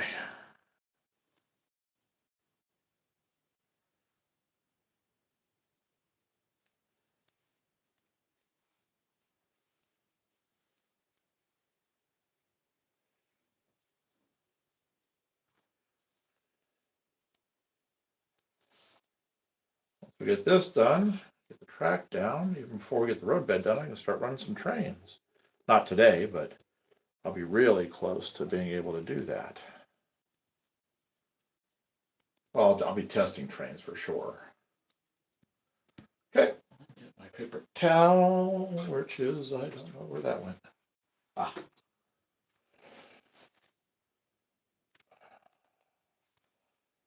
Now back here next to this wall, I gotta make sure I get this here so I don't get any of these little stringy things on my wall.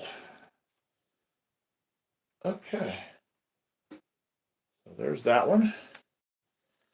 Let's see if I got enough glue for this guy. I think I do.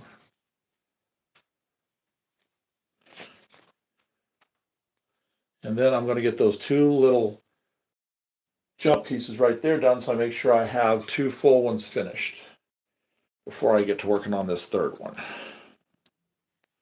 But I think I'll be all right. I know I'm going to get the two for sure.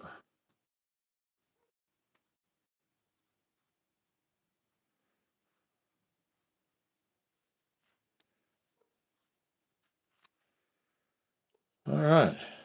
Well, I'll just get that put back in there. Okay, so there's the two. I've got plenty to do those little jump pieces.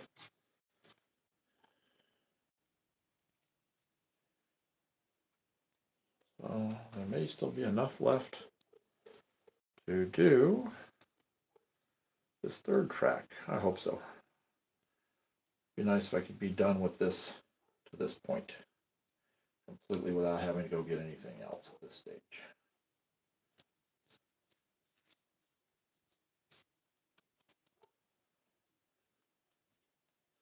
So enough glue to do that. Plenty to do this right here. All right, paper towel.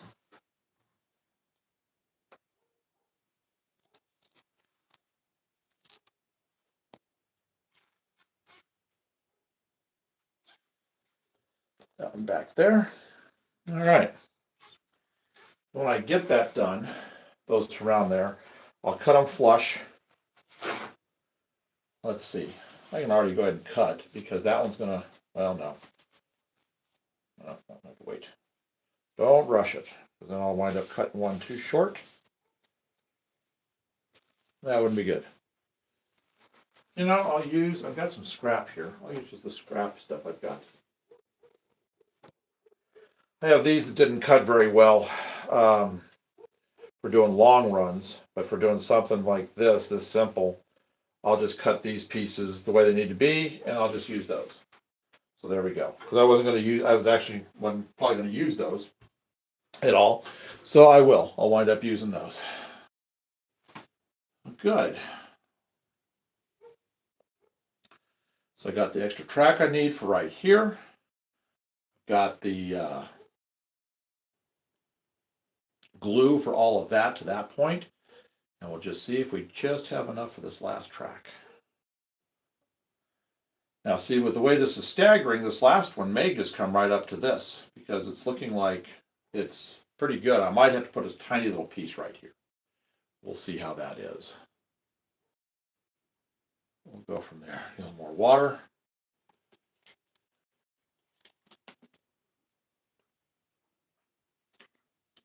So we're just waiting for this. If you're just joining us, we're just waiting for the stuff to tack up. This glue to tack up.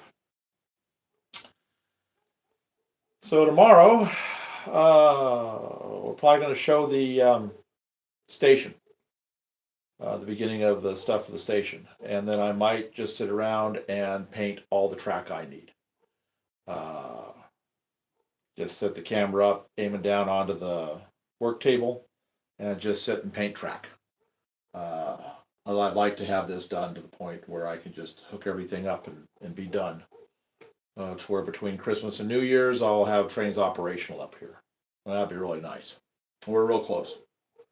We're really, really close at this point. You probably hear the dog in the background. Like I said, our neighbors are home.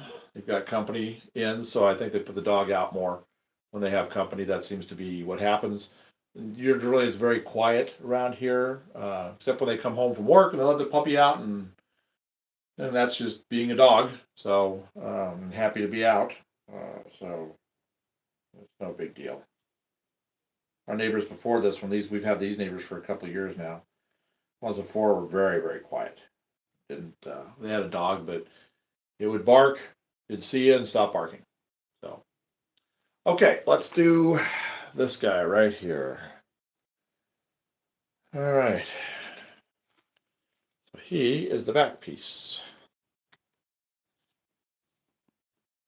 Up. Almost put it wrong way down. That wouldn't be good. Okay. Here we go. Start wrapping this around.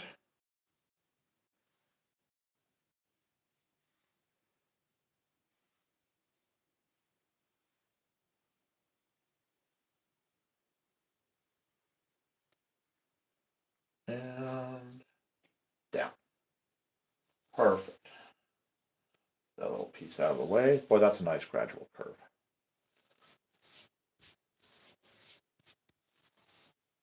Almost.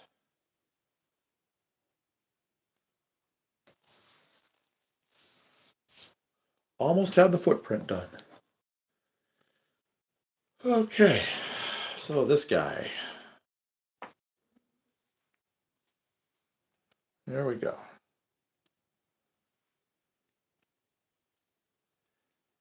Coming around.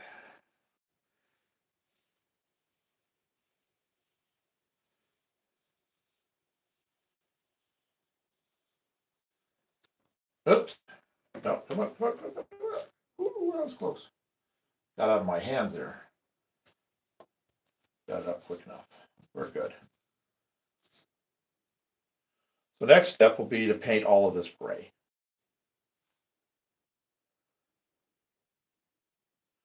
All right, so let's cut our pieces.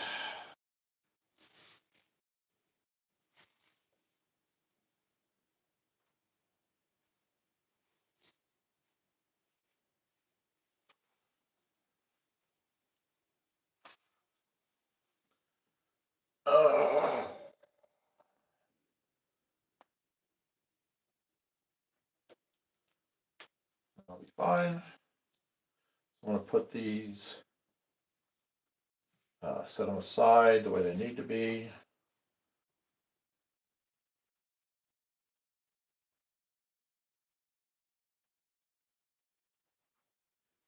Okay, so there's those two right there. And then, boy, this is really wide, man. I really messed that up.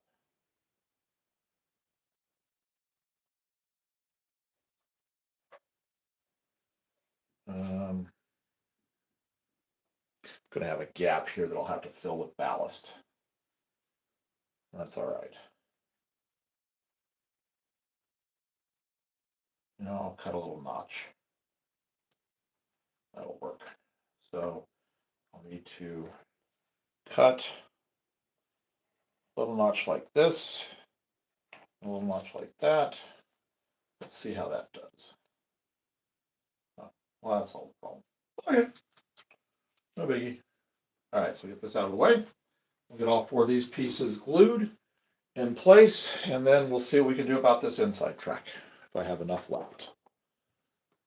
I doubt it, but we'll see.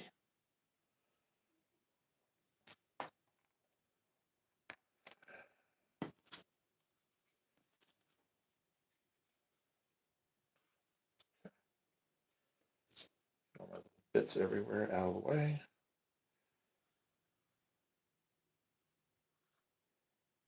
We'll do that one. And we'll get its counterpart. There we go. There's those two. We'll just pop that up and put this back over here. And I'll get these 2 done, then I'll get the other 2. Okay, let's get this right here.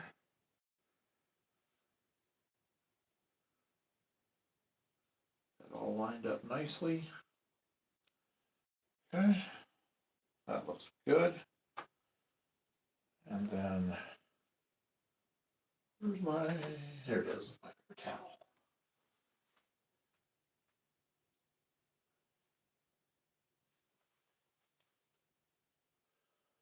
That, put that there. Get my fingers all in it. There we go. And we'll get this one. Put this one right here. Do that. Good. Good. Getting connected up. All this time. A lot of people are saying 2 months is not that much. It really isn't, but it seemed like a long time. I mean, to be able to, 4 months total into this build. That's not bad. All right, let's get these other 2 pieces, and then we can figure out if we're going to have enough glue to do this last track. Josh said he's back. Oh, glad to have you back. We are just wrapping up the 2 main lines here. Just drop that on the floor. Then we'll try to get the 3rd one done. I'll see if I've got enough glue to get that 3rd one done. We're getting messy now. I'm working with small bits and sticky glue. So let's get that. Put this over here. It's not so bad, just my fingertips are getting really sticky. One for that, I'd be okay. Try to get this stuff off, but it sticks pretty good. All right, get rid of that. Okay, that right there. I might have enough glue. I might. I'll go as far as I can go.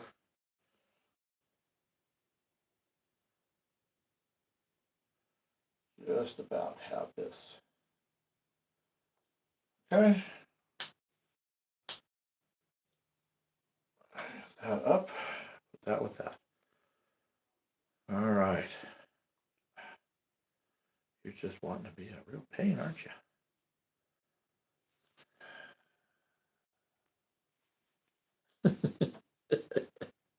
Nice. Do that and then stick the paper towel into the other glue. That's good. That's smart. I don't have to do paper towel, that's for sure. Just all of this is built up on my fingers. It's just sticking to whatever I touch. So, all right. I already have the. Well, thank you. I hope so. Come back and check in through the holidays here. These big, huge skyscrapers are going to be coming in fast and furious. I'm hoping to have at least 2 more done by a little after New Year's. And then in January, we should have at least another 6, 7 done. Maybe not to the point of being painted, but at least being completely built. Looks like I got a splinter in my finger.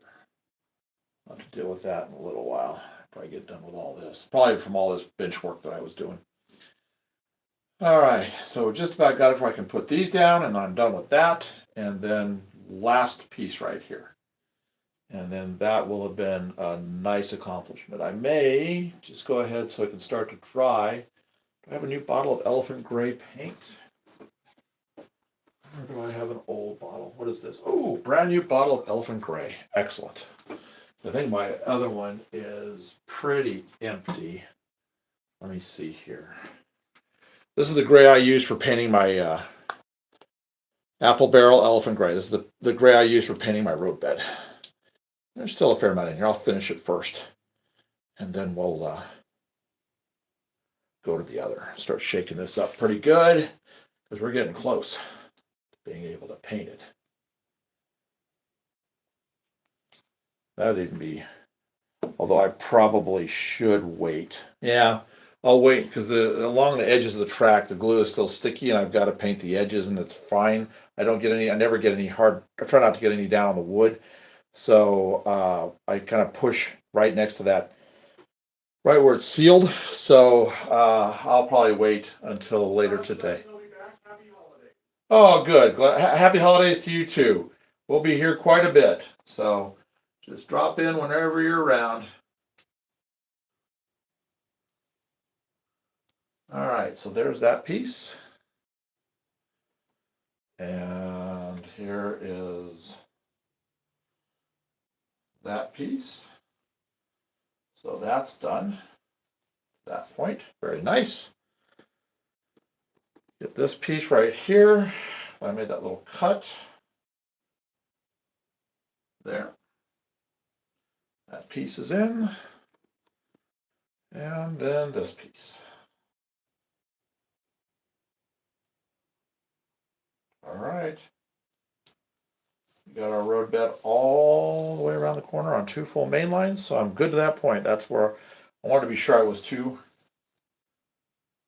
200%, which I'm done. So now we've just got the extra to try to get this third one down. We'll see what we can do here with what glue I've got left.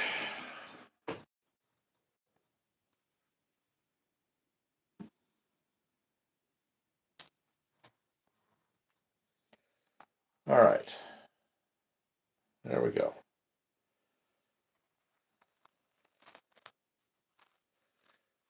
I don't want to hear any airs whooshing out.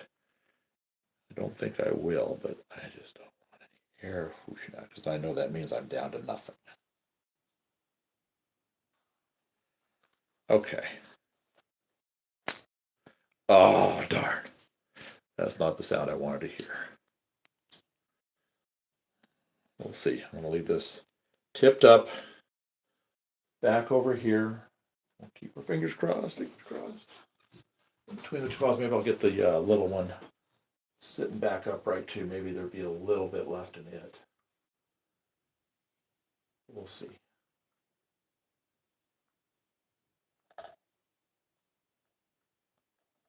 All right, we'll get that one tipped back up too. All right. So all I need is just the tiniest.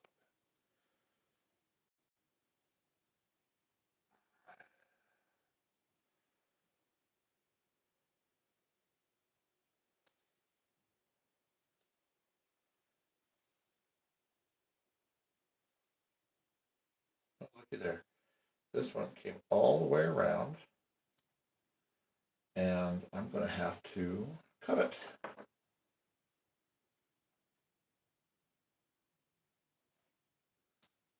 I'll have to clean that track right there. I'll just get that peeled off right now. Okay. So I don't have to do a piece on this. I might on the back one. But this looks pretty good right through here.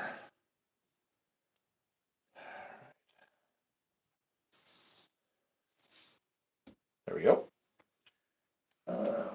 Okay. That's gradual.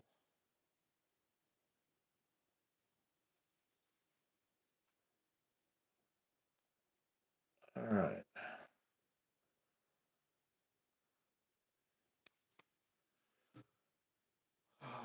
Let's see if we can get now between the two bottles, let's just see if we can get enough glue. I don't know. Usually when you hit it makes that noise, you're done.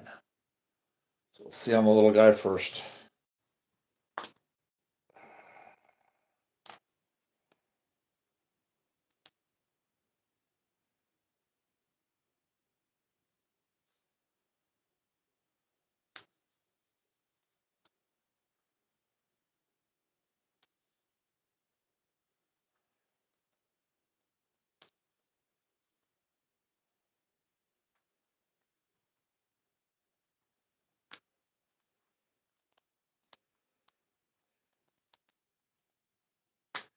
I'm really having to squeeze it, but I might, that little one had a lot more in it than I thought.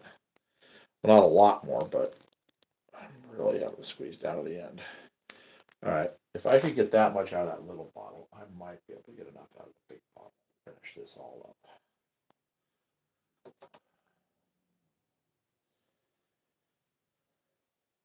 All right, let's go here. Let's go. We'll see.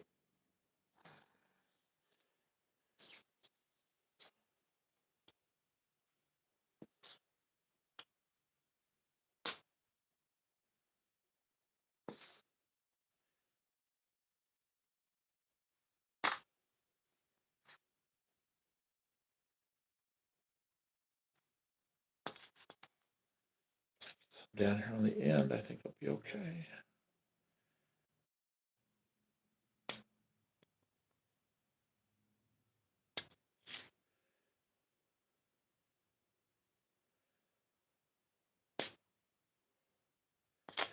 You can hear it, it's trying. Give me enough.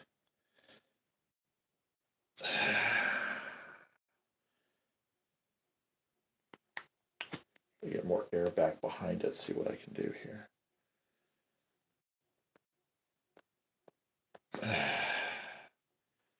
I think I'm done. I will put a little Fabri-Tac on it. I know I've got Fabri-Tac. So I will try to get a little Fabri-Tac on there. That'll seal up pretty good.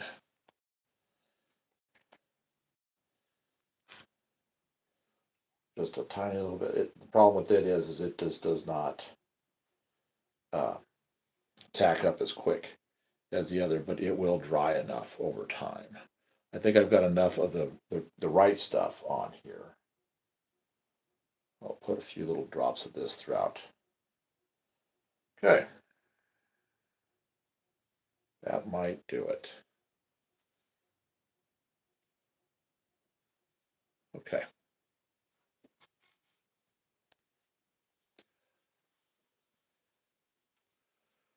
All right.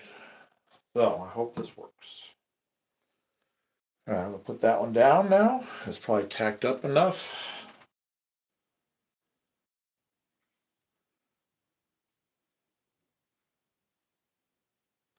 Between what's on the wood and what's on the foam, we probably will have enough on this one for sure.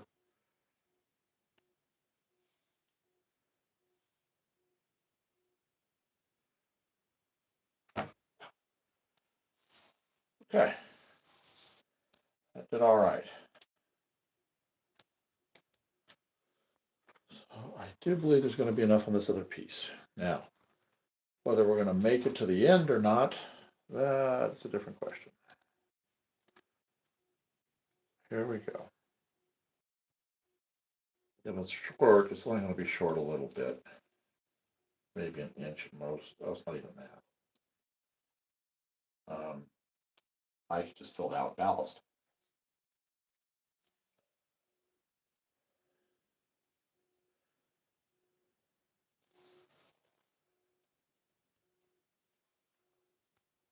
Okay. Take this piece off with my paper towel. Here. All right, so we had enough for what I got to do today. That'll cover me till I get down to Hobbytown next. Next time we go to Hobbytown, we will do a live feed there.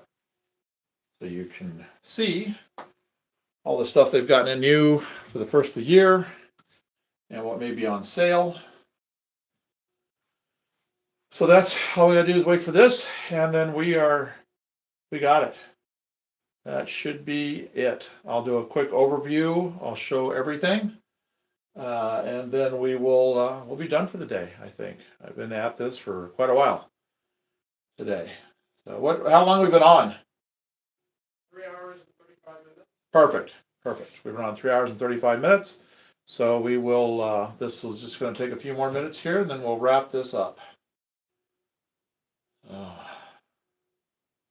I hope you guys enjoyed today. I know this is just kind of the boring, nitty gritty stuff you got to do for a layout, but I figured I was here, so I thought I'd open it up, and so you could see what's going on. And next time we get together, I'll probably have all of this roadbed painted gray, and I'll be starting to work on painting the track. So we will be doing okay. So let me get this last piece down before we stop, and then we'll go from there.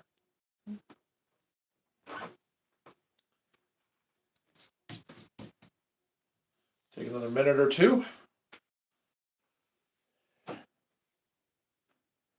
So again, everybody have a good, happy, and safe holiday, New Year's and all that. If we don't see you between now and then, we will be here tomorrow, probably doing track painting, track and roadbed painting, just so I can get this finished up. So that's where what we'll be doing tomorrow. That way, when all of these prints start coming off the printer, I can be concentrating on those because I've got this done. I think the next big project that we're going to do is going to be creating the foundation for the station and the big building, all those I-beams. I need to draw a template out, figure out exactly how long we need each set of I-beams, and we'll get that done.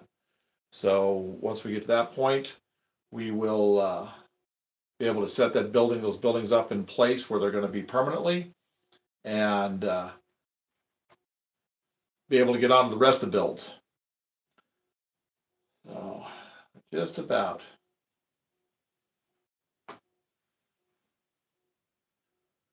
All right. Let's go see where we're at. That should be, yeah, it's already looking like it's tacking up. It's been 5 minutes easy. Okay, so we're going to put this right here.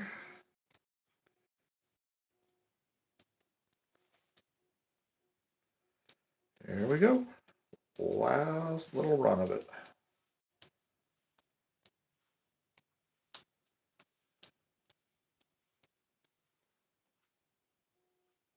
Perfect. I got that. Let me get back that a little bit. There we go. I don't want that to be so tight right there. I'll trim stuff down some because I got kind of got a little close right here on this curve, so I'll trim some of that foam back. But through here, it looks really good. Perfect. All right, so I'm going to get the camera and I'll do a quick overview of everything. Let me get my power leads off of here, get this out of the way.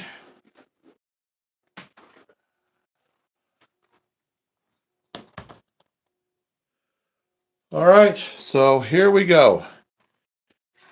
So what we did today is we got all of this finished up, got the bench work done, got this finished, all that. Then we did all of the road bed all the way down, got our curves in, everything there looks really good. I'm not sure what these pieces are to, but we'll save them.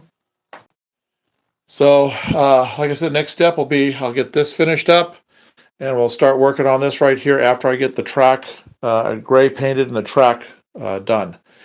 So I hope you guys have enjoyed this today, and we will be back tomorrow. I'll be down here painting all the track, and we'll be painting the road bed up here.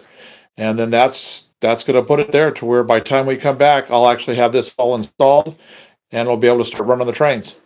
So anyway, thanks for sticking with us today, and if we don't see you tomorrow, have a happy holiday, and we'll talk to you soon. So have a good one, everyone.